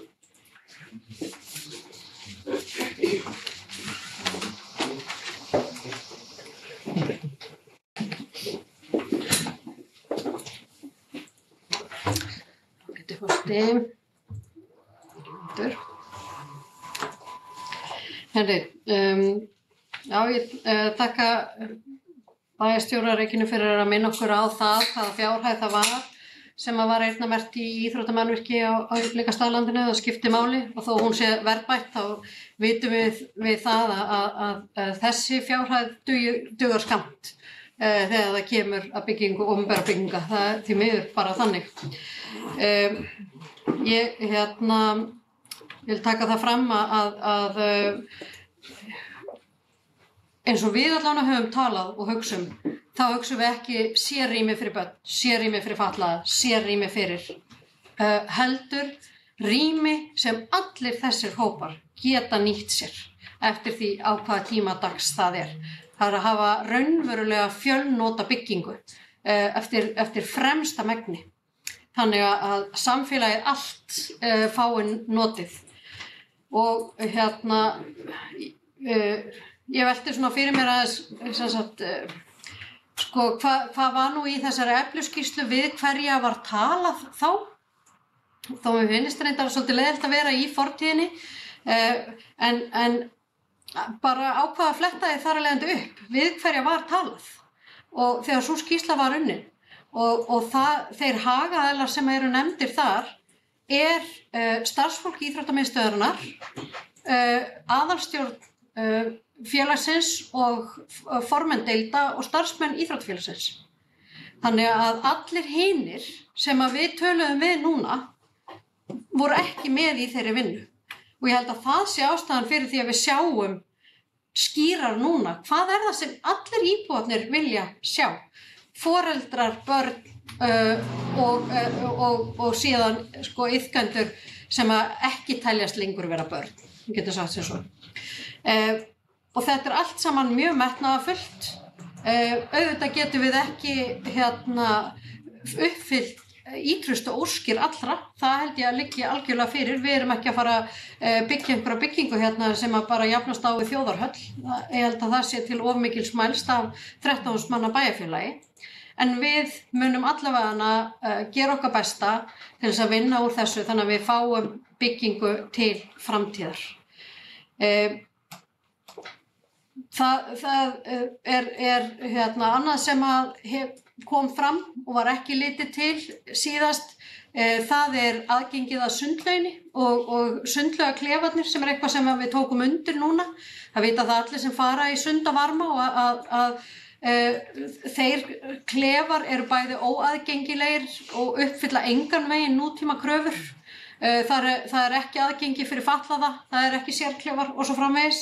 Fyrir utan bara stærðin á þeim, ef við bara förum í þetta einfalda gamla, þessi klefar sé ekki svona cirka 20 fermetrar með sturtum. Þannig að það segir sig sjálft að við viljum gera betur þar og ef við erum að fara á annað borð í framkvæmdir á svæðinu, hugsum þá til þess hvernig við getum látið alla þessa þætti spila saman.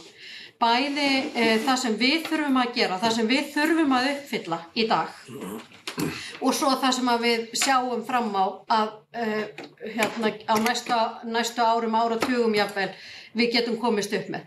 Við höfum auðvitað komist upp með þessa aðstöðu í allan þennan tíma og bara ég hef sagt það mjög oft á opinberum vettvangi, það hafa ekki verið bættu sturtuklefum á Varmá síðan ég var 12 ára.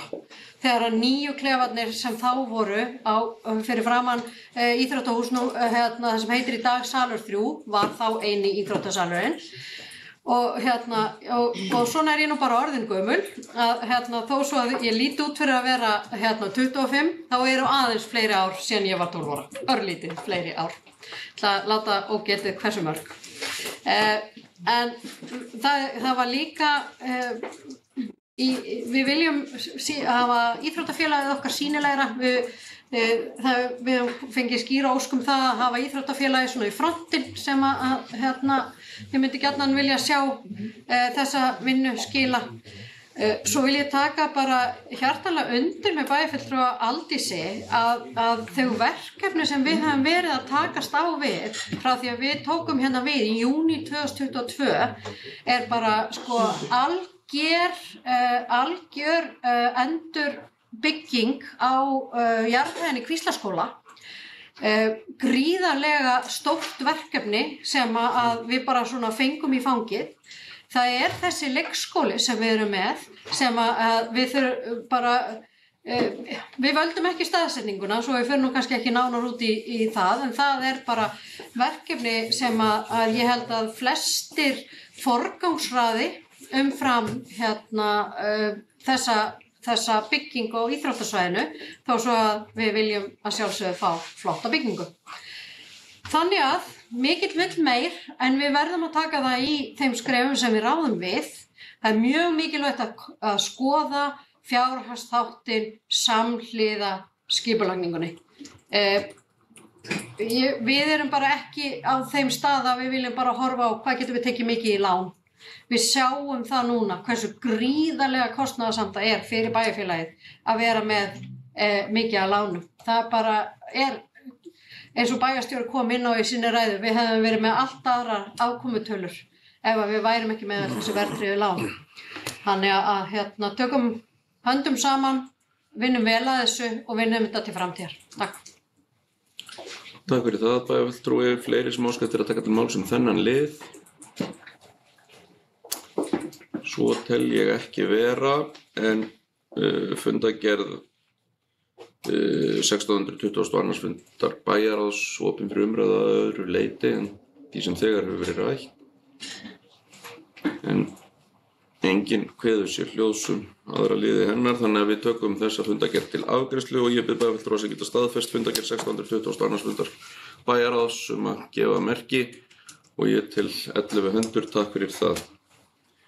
Þá erum við komin að 5. máli á dagskrá þessa fundar sem fundargerð 247. fundar umhverfisnefndar sem fram fór 9. apríl síðastliðinn. Þar voru 5 mál á dagskrá. Forseti hefur sett sjálfan sig á mælendaskrá og biðið annan varaforseta að koma taka sæti á meðan.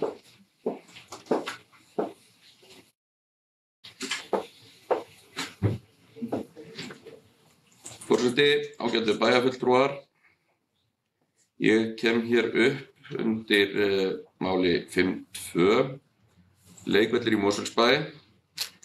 Í þessari fundargerð umhverfisnefndar eru vissulega fleiri mikilvæg og jákvæð mál til umræðu, en þau eru nú þegar í góðum farvegi og í vinnslu og kannski lítið í sjálfu sér fyrir mig nýtt að segja þau mál, en ég vil sérstaklega vekja athygli á þessu máli leikvelli í Mosfellsbæ þar sem lögð var fram tillaga frá garðyrkjustjóra þess efnis að þar sem hún leggur til að farið verði í úttekt á leiksvæðum sveitarfélagsins, en í þessu fylgiskjali með þessu máli þar kemur fram að í sveitarfélaginu eru 32 leikvellir á opnum svæðum, 7 leikskólalóðir og 5 skólalóðir, og þessir leikvellir eru í misjöfnu ástandi og aðgengi að þeim misgott.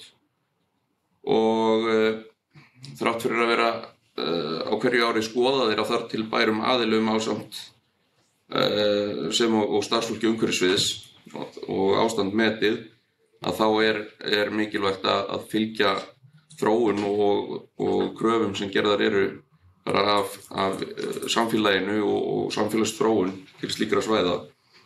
Og hluti af því er að bæta aðgengi svo að allir einstaklingar sem vilja sækja slík svæði, því að það geta verið börn og það getur líka verið fólk fullorðið fólk, það getur verið fólk á öllum aldri sem sækir á leiksvæði, og því miður þá er aðgengi fyrir fólk með fötlun ekki nógu gott, sérstaklega á veturna hér í bænum, og það er hluti af þessari tillögu að horfa til þessara þátta í þessari úttekt. En einnig að vinna í framhaldinu að gera rekstrarhandbókar til að uppfylla kröfur nýrrar reglugerðar öryggi leikvalla, tækja, leiksvæða og eftirlits með þeim, en sú reglugerð tók gildi 2022. Umhverfisnefnd tók undir þessa tillögu garðyrkjustjóra sem að verður þá bara ásamt öðrum atriðum þessara fundargerðar tekin til afgreiðslu hér á eftir, og sé sú fundargerð staðfest þá er þessi tillaga þar með staðfest og þá formlega, og ég efast ekki að grunnvinna við þessi atriði sé þegar hafin, þar sem þau þekkja vel til þessara leikvalla. En ég vildi bara aðalega koma hér upp og vekja athygli á þessu jákvæða og mikilvæga máli. Takk fyrir. Er fleiri? Fundargerðar? Ekki?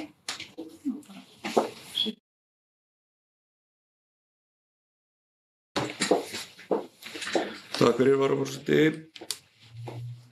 En þessi fundargerð er þá opin til umræðu að öðru leyti. Bæjarfulltrúi Aldís, gjörðu svo vel.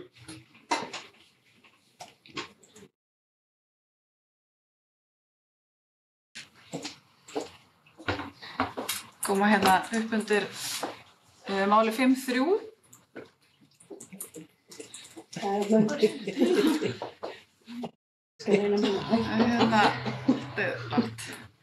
Já, 5.3 samsetningu úrgangs og magntölu frá Sorpu. Mér langar bara að vekja athygli á þessu. Þetta er örugglega sko sá málaflokkur sem hvað mest mældur og vigtaður. Þannig að algjörlega til fyrirmyndar að fá svona góðar upplýsingar hverju við hendum og hvað við hendum miklu. Og það er bara mjög áhugavert og mikilvægt að fylgjast með því hvernig flokkunin gengur. Það var greinilega svona rétt ályktað þess að við höfum rætt að íbúar voru tilbúnir þegar hafa tekið gríðarlega vel í þetta verkefni en þrátt fyrir það og þrátt fyrir að stór skref hafi verið stigin á síðasta ári er mikilvægt að halda áfram fræðslunni og útskýra af hverju við gerum þetta og þrátt fyrir allt og allt þá hlýtur stóra markmiðið að vera að minnka úrgang bara almennt frá okkur og þarna eru vísbendingar það þó að alltaf megi augljóslega gera betur. Takk. Takk fyrir það, bæjarfulltrúi. Fleiri sem óska eftir að taka til máls þennan lið. Svo virðist ekki vera. En fundargerðin opin fyrir umræðu að öðru leyti. En enginn kveður sér hljóðs og þá tökum við fundargerðina til afgreiðslu og ég bið bæjarfulltrúa sem geta staðfest fundargerð 247. fundar umhverfisnefndar að gefa merki. Það eru 11 hendur, takk fyrir það, samþykkt samhljóða. Þá er það 7. mál á dagskrá, það er 17. fundur menningar og lýðræðisnefndar frá 9. apríl síðastliðnum. Þar voru 6 mál á dagskrá og fundargerðin opin fyrir umræðu. Og enginn kveður sér hljóðs hana og við tökum hana til afgreiðslu og ég bið bæjarfulltrúa sem geti staðfest fundargerð 17. fundar menningar og lýðræðisnefndar að gefa merki. Það er samþykkt samhljóða með allu. Takk fyrir það. Þá er það 7. mál á dagskrá, atvinnu- og nýsköpunarnefnd 13. fundur frá 9. apríl síðastliðnum. Þar var 1 mál á dagskrá og fundargerðin opin fyrir umræðu. Og enginn kveður sér hljóðs hana og við tökum hana þá til afgreiðslu. Ég bið bæjarfulltrúa að geta staðfest fundargerð 13. fundar atvinnu- og nýsköpunarnefndar að gefa merki. Það voru 11 hendur, takk fyrir það samþykkt samhljóða.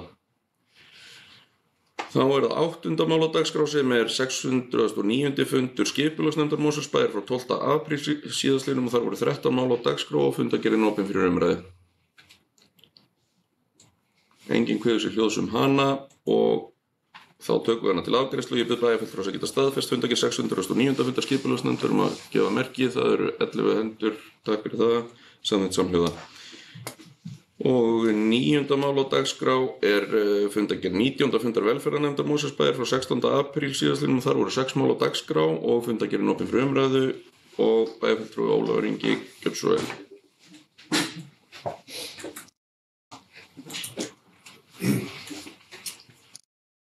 Forseti, bæjarfulltrúar. Ég kem hérna upp undir máli 9.3 sem er raunverulega staðan á málinu sem er þróunarverkefni sem er förum alla leið sem er skemmst frá því að segja að það er búið að ráða samskipta tengslaráðgjafa til þess að vinna í þessu verkefni. Hlutverk hans er meðal annars að vinna gegn félagslegri einangrun og byggja upp tengsl á milli þeirra aðila sem geta komið að öldrunarmálum og koma að öldrunarmálum í sveitarfélaginu. Hann hefur þegar hafið störf og væntum við mikils á honum. Það sem að staðan á sig núna svo er það að það er verið að vinna að drögum að samkomulagi. Það er annars vegar samkomulag milli Mosfellsbæjar og Heilsugæslu höfuðborgarsvæðisins og Eyrar þessa samþættingu á þjónustu sem er til mikilla bóta vegna þess að í dag eru 4 aðilar sem sinna þessu verkefni. Og það gefur augaleið að það þarf að hagræða í þessu. Það er ekki bara fjárhagslega heldur líka þjónustulega séð mjög gott.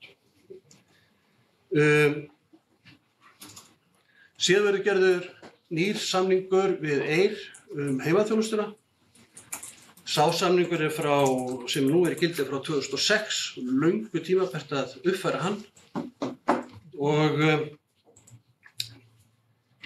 þetta mun síðan allt, þetta staðan á sig svolítið þú að við vonumst til þess að verkefnið verði komið í gang fyrir haustið.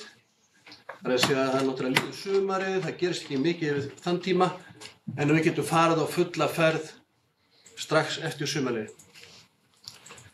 Og já, og jafnframt þessu var farið í könnun, svona viðhorfskönnun hjá þjónustuþegum, eldri borgurum sveitarfélagsins og öðrum sem að njóta heimaþjónustu og ætlunin er að nota þá vinnu til þess að fá þessi viðhorf fram, gæði þjónustunnar, hvað má bæta og svo framvegis. Þannig að við væntum mjög mikils af þessu starf. Og ég held að við allavega sem erum í velferðarnefnd, við bíðum mjög spennt eftir að þetta væri í gang. Takk fyrir mig. Takk fyrir það, bæjarfulltrúi. Fleiri sem óska eftir að taka til máls þennan lið. Bæjarstjóri, gjörðu svo vel. Já, forseti og góði bæjarfulltrúar, mig langaði að koma upp undir sama lið og segja það að við erum búin að ráða tengslaráðgjafa eins og kom fram og bæta því við að það er ríkið sem er að borga það stöðugildi sem við fáum að hafa í 1 ár, en við erum búin að ráða afbragðs starfsmann, hana Guðleifu, sem við væntum mikils af. Svo vildi ég líka segja það að varðandi þjónustusamninginn við Eyr, að þá var samþykktin í bæjarráði að við færum í svona innri endurskoðun á þeim samningum sem við erum með við Eyr. Þannig ég reikna með að það mun tengjast auðvitað þessari endurnýjun á þjónustusamningi, en verkefni er gríðarlega spennandi og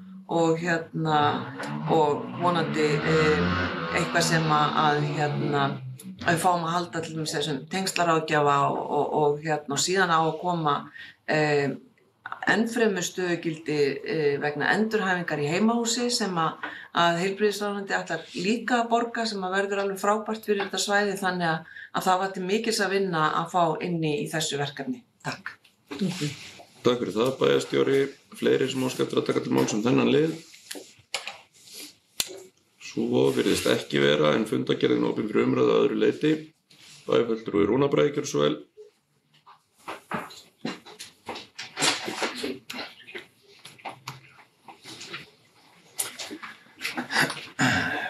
Forseti, bæjarfulltrúar. Ég kem upp undir máli 9.1. Lykiltölur 2024.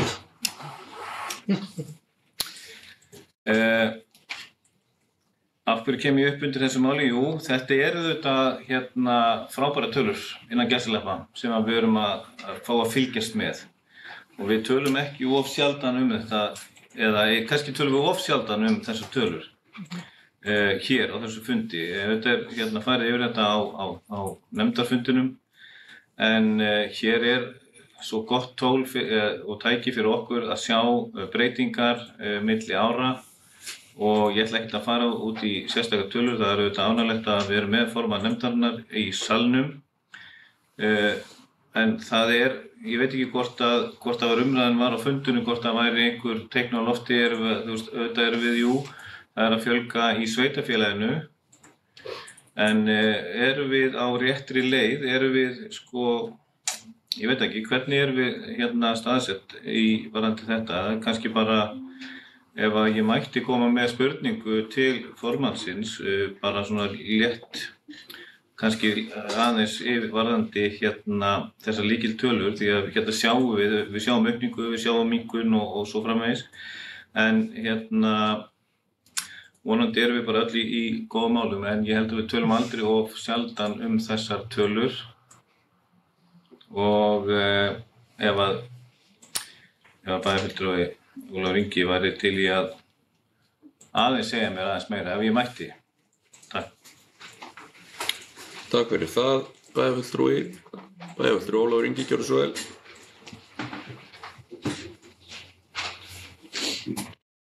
Forseti bæjarfulltrúar. Takk fyrir þessa spurningu, Rúnar, bæjarfulltrúi. Það er rétt, við kannski tölum kannski ekki allt og oft þetta, minnst okkar 4 sinum ári. Þá gefur þetta og svo kannski í 5. skipti þegar við fáum heildartölurnar fyrir árið og getum borið saman milli ára.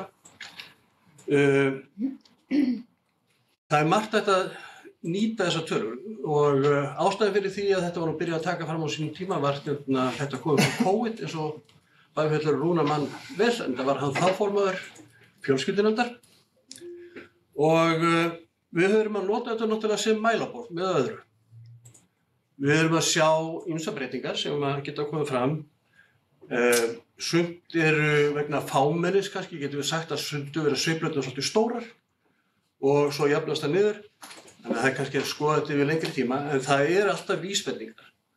Og ef við sjáum þessar tölur í samanburði við kynningu sem var líka á dagskrá á fundinum með Fólk 2023, að þar voru ákveðnar vísbendingar við getum sagt, neikvæða þróun í tilteknum aldurshópum og þær koma vissulega líka fram í þessum tölum. Þannig að við ræddum þetta svolítið samhliða, eða svo aðeins vitni bara lauslega inn í þá umræðu. Við ræddum þetta samhliða og veltum fyrir okkur hvað það er að gera og samkvæmt þeim upplýsingum sem komu fram á þeim fundi, þá er verið að vinna í þessu. Það er tekið eftir þessu og þarna vinna saman velferðarsvið og fræðslusvið ásamt fleiri aðilum og reyna að stuðla gegn neikvæðri þróun sem hefur orðið í ákveðnum stöðum og við vonum að sé tímabundin sveifla. En þetta gefur góða mynd af þessu, svona í allavega hvað varðar barnaverndarmál. Síðan eru náttúrulega bara svona staðlaðar tölur í þessu eins og með akstursþjónustuna og stuðningsþjónustuna og félagslegu húsnæði og slíkt. Það er kannski svona tölur sem er svona minni hreyfing á. Það vísu kannski með aksturstölunar að eldra fólk er farið að nýta sér hana í meira mæli heldur en verið. Það tók svolítið langa tíma að taka við sér eftir COVID. Og þetta er svona það helsta. En alveg hárrétt, mikilvægt að hafa þessar tölur og gott að geta mælt hvernig staðan er hverju sinni. Takk. Takk fyrir það, bæjarfulltrúi. Fleiri sem óska eftir að taka til máls þennan lið. Já. Bæjarfulltrúi Anna Katrín, gjörðu svo vel.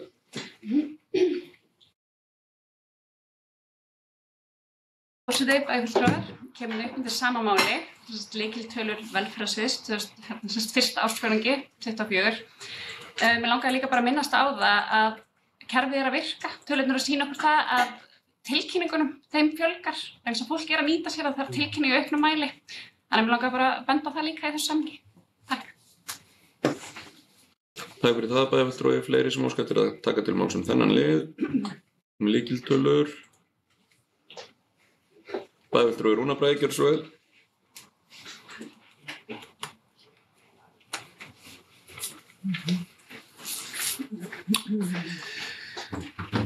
Forseti, bæjarfulltrúar, kannski, ég ætla ekki að koma aftur, en þetta kannski bara vakti aðeins, takk fyrir þetta, Jana, að varðandi tilkynningarnar. Mér finnst það einmitt vera svo mikilvægt að þær séu aðgengilegar og við vorum með á sínu tíma mjög aðgengilegt til dæmis fyrir sem sagt börn og unglinga ef þú værið við vorum með svokallaðan rauðan hnapp. Hann var einhvern veginn, ég ætla ekki að fara með að hann sé orðinn ekki sýnilegur en hann var, af því við fengum nýja heimasíðu þá einhvern veginn fór hann á blaðsíðu 3 en ég geti verið að fara með rangt mál, hann er sennilegast komið framar en það er bara svo mikilvægt að þetta sé til staðar. Og að við getum, og það er auðvitað kannski líka ástæðan við því að við erum kannski að sjá fleiri tilkynningar en það er líka bara verið að fylgjast betur með og það er líka partur af því að við höfum gott starfsfólk á sviðinu að það er verið að fylgjast með þessu. Og það er svo gott að áður fyrr þá höfðum við bara ekki þessar tölur. Það er svo gott að vita til þess að að þótt að við séum að fara upp eða við erum að fara niður, þá bara verið að halda betur utan um þetta. Og það bara veitur á gott og sérstaklega ef við getum auðveldað okkar íbúum að tilkynna eða ná sér í upplýsingar, þá skiptir það svo gríðarlega góðu máli. Takk fyrir það, bæjarfulltrúi, bæjarstjóri, Gilsveig. Forseti, ágætu bæjarfulltrúar, það rétt hjá bæjarfulltrúa Rúnari að tilkynning til barnaverndar ekki á forsíðunni, þú ferð inn á íbúar og þar barnaverndin og síðan kemur inn í tilkynninguna, þannig að þetta eitthvað sem við höfum rætt að sé mikilvægt og bara takk kærlega fyrir þessa ábendingu.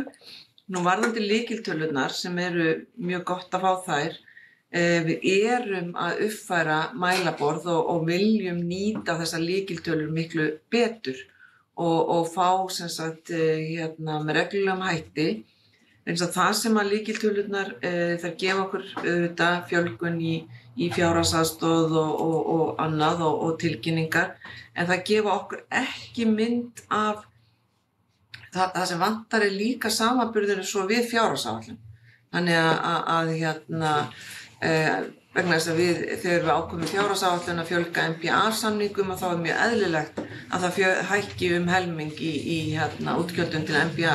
Þannig að þarna frávik og annað, það verður að bera það saman við líka fjárhagsáætlunina og síðan auðvitað ýmis þjónusta sem tengist fötluðum og við náttúrulega höfum fjölgað þeim verulega þegar við tókum yfir Skálatún sem dæmi. Þannig að það draumurinn að geta verið með fleiri en eina vídd inn í mælingunum, þannig að við getum nýtt tölurnar betur. Takk. Takk fyrir það, bæjarstjóri. Fleiri sem óska eftir að taka til máls þennan lið. Svo tel ég ekki vera, en fundargerð 19. fundar velferðarnefndar opin fyrir umræðu að öðru leyti og enginn kveður sér hljóðs hana og tökum við hana til afgreiðslu og ég bið bæjarfulltrúa að geta staðfest fundargerð 19. fundar velferðarnefndar að gefa merki og það eru 11 hendur. Takk fyrir það, samþykkt samhljóða. Þá komið að 10. mál á dagskrá sem jafnframt síðasta fundargerðin sem krefst afgreiðslu á þessum fundi. Og það fundargerð 432. fundar fræðslunefndar Mosfellsbæjar sem framfór 17. apríl síðastliðinn. Þar voru 5 mál á dagskrá og fundargerðin opin fyrir umræðu. Bæjarfulltrúi Aldís, gjörðu svo vel.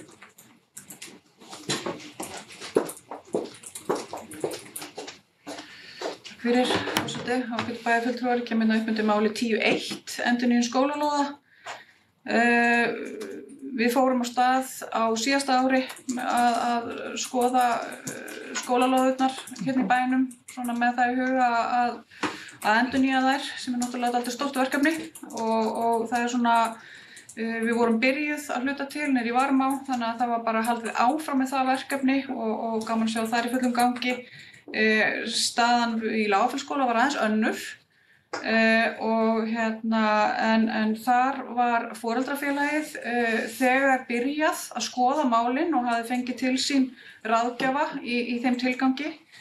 Skólinn hefur núna tekið við og hélt áfram að skoða þessi mál og ráðgjafinn kom á fund fræðslunefndar í síðustu viku og kynnti þarna áhorfskönnun.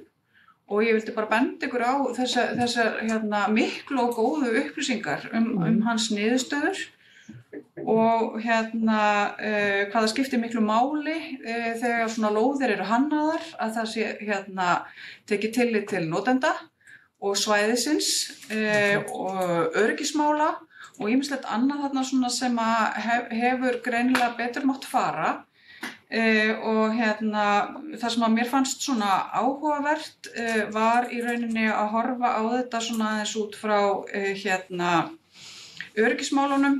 Eins og flestir vita til dæmis hvar yngstu börnin ganga inn í skólan og athafna sig í Lágafellsskóla og svona meðað við þessar niðurstöður þá það náttúrulega bara frekar svona óheppileg staðsetning. Skólalóðirnar okkar eru almennt ekki vel girtar af með tilliti til umferðar í kringum skólana.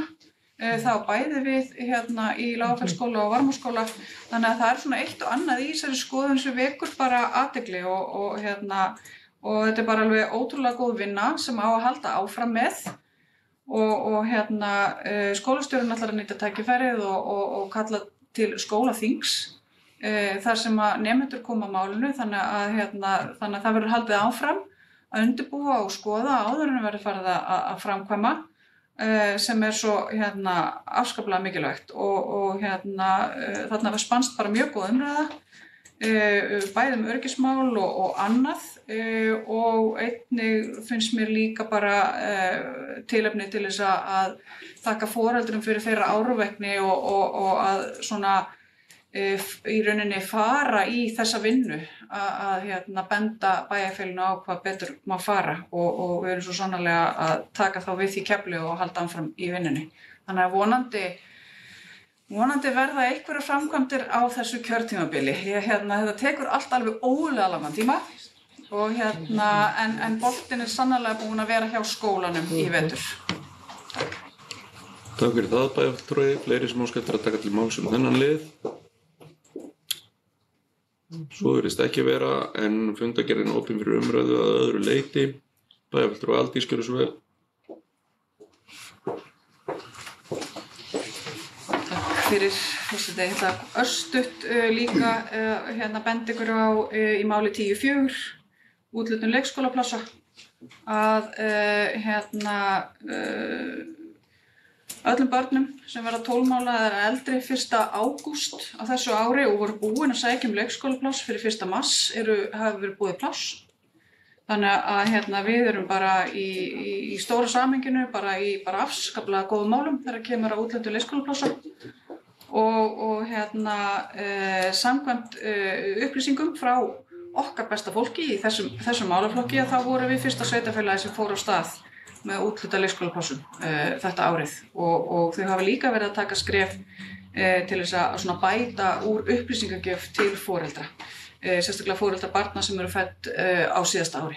Þannig að bara hrósa fræðslu og frístundasviði fyrir þessa afskaplega góðu vinnu og gott að vita hvað þessi mál eru í góðum farvegi hjá okkur. Þrátt fyrir fjölgun barna og erfitt ástand víða í leikskólum, þá er auðvitað bara alltaf verið að gera sitt besta og ég held að Mosfellsbær geti bara verið mjög stoltur af þeirri þjónustu sem við veitum hér okkar yngstu íbúum. Takk fyrir það, bæjarfulltrúi. Fleiri sem óska eftir að taka til máls þennan lið. Svo tel ég ekki vera, en fundargerðin opin fyrir umræðu að öðru leyti. Enginn kveður sér hljóðs og þá tökum við fundargerðina til afgreiðslu og ég bið bæjarfulltrúa sem geta staðfest fundargerð 432. fundar fræðslunefndar að gefa merki. Það eru 11 hendur á lofti, samþykkt samhljóða. Þá hefur við lokið afgreiðslu þeirra fundargerða sem þess krefjast og komin að almennum erindum og þar er þá 11. mál á dagskrá og beiðni lausn frá seti í bæjarstjórn frá Leif Inga Eysteinssyni varabæjarfulltrúa en hann situr hér sjálfur í dag og eðli málsins samkvæmt þá með vísan til vanhæfisregla sveitarstjórnarlaga þá víkur hann sæti á meðan ef enginn gerir athugasemdir við það.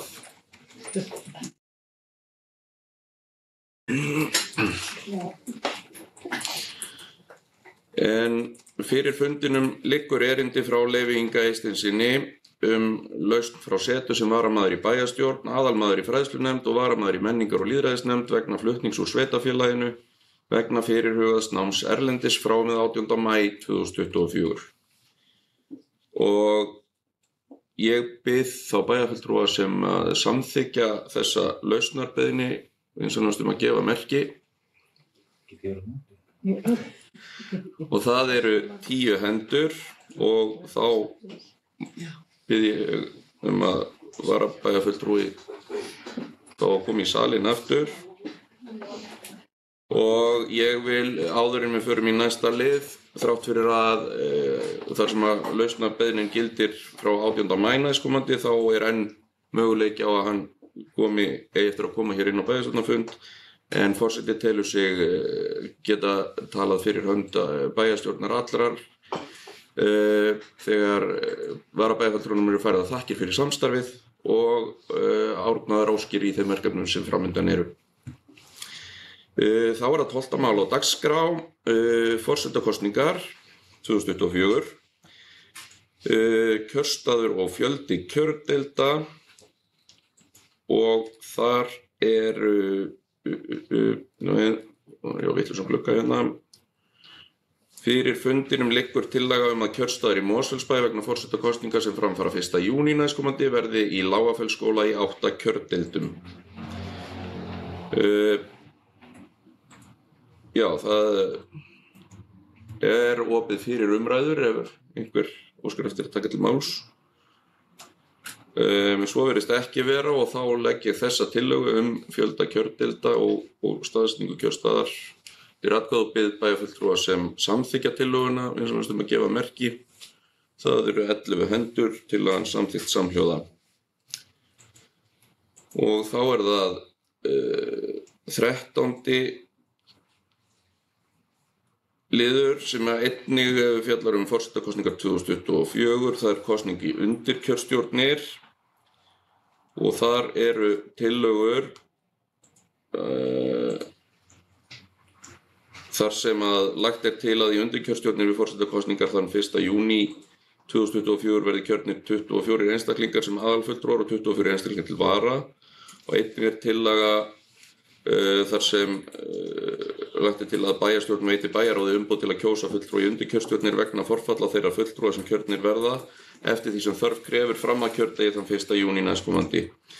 Forseti metur sem svo að það þurfi að bera upp tillögurnar í sitt hvoru lagi samt sem áður og við byrjum á að greiða atkvæði við opnum fyrir mælendaskrá ef einhver óskar eftir að tjá sig þennan lið.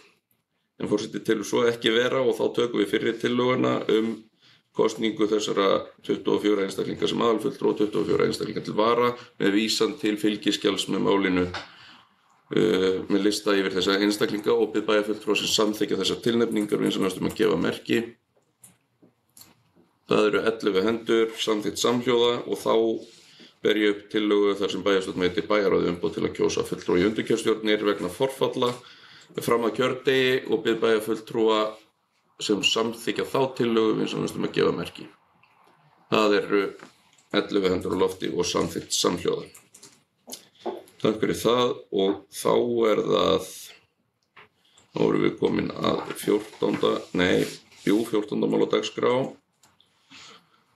Hlégarður tímabundið áfengisleyfi frá sýslumanninum á höfuðborgarsvæðinu beiðni umsögn vegna tímabundins áfengisleyfis vegna sveitaballs í Hlégarði 27. apríl næstkomandi og fyrir liggur tillaga að engar athugasemdir séu gerðar við þá veitingu þessa tímabundna tækifærisleyfis og ég ber þessa tillögu undir atkvæði ef engin óskar eftir að taka til máls.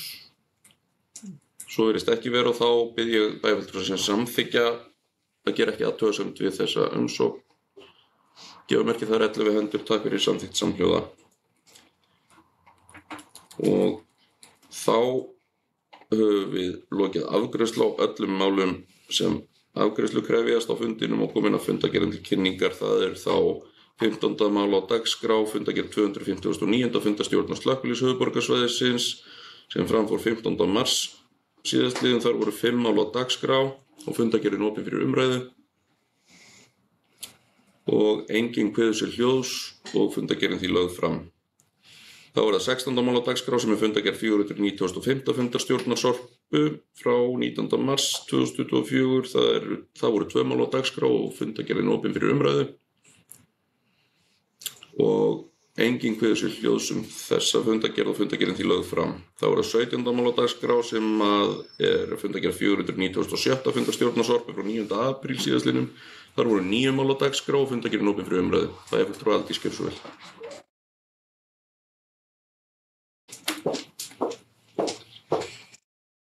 Takk fyrir, forseti, að fá leyfi til þess að fjalla fundagerðina í heild sinni, gera grein fyrir henni.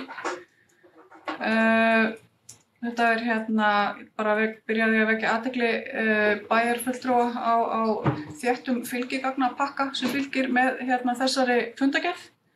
og það alveg augljóst á þessum málum sem má sjá að það verið að innleiða svona áhættuvitund og áhættumenningu í Sorpu. Og það má sjá þarna í málum 2, 3 og 4 til dæmis, árangursmatsstjórnar, innri endurskoðun og erindisbréf áhættunefndar og það fylgir þarna gögn með þessu. Framkvæmdastjóri stikla á stóru starfsemi félagsins og svona það sem ég myndi kannski vilja vekja athygli á, það opið hús í Gæju á morgun sumardaginn 1. Þar sem að höfuðborgarbúum boðið að koma og ná sér í moltu í beðin eftir auðvitað bara gríðarlega mikinn flokkunarvetur og þetta fína efni að verða til og stöðin farin að virka eins og til var ætlast og stefnt að því upphafi. Svo langaði mig líka að segja ykkur frá því að það voru tölur urðun á fyrsta ársfjórðungi 2024 og urðun í Álfsnesi hefur dregist saman 90% á milli ára og sem auðvitað bara alveg gríðarlega góða fréttir. Við hófum útflutning í desember og þannig að það sem að við samþykktum varðandi eigendasamkomulag og annað, það sem við erum búin að vera að ræða í vetur bara raungerast sem mjög ánægjulegt og verða að standa við þær áætlanir sem að voru settar fram hvað þetta varðar og við megum samt ekki gleyma því að það þetta kannski ekki það sem að urðað í dag sem vandamálið þarna heldur það sem hefur verið urðað þarna síðastliðin 30 ár. Þannig að við erum ekkert laus við þetta, heldur þetta þarna og við þurfum að lifa með því. En allavega erum við komin á þann stað að það fer ekki nýtt lífrænt efni þarna niður. Og mér finnst mikilvægt að Mosfellingar séu upplýstir þetta.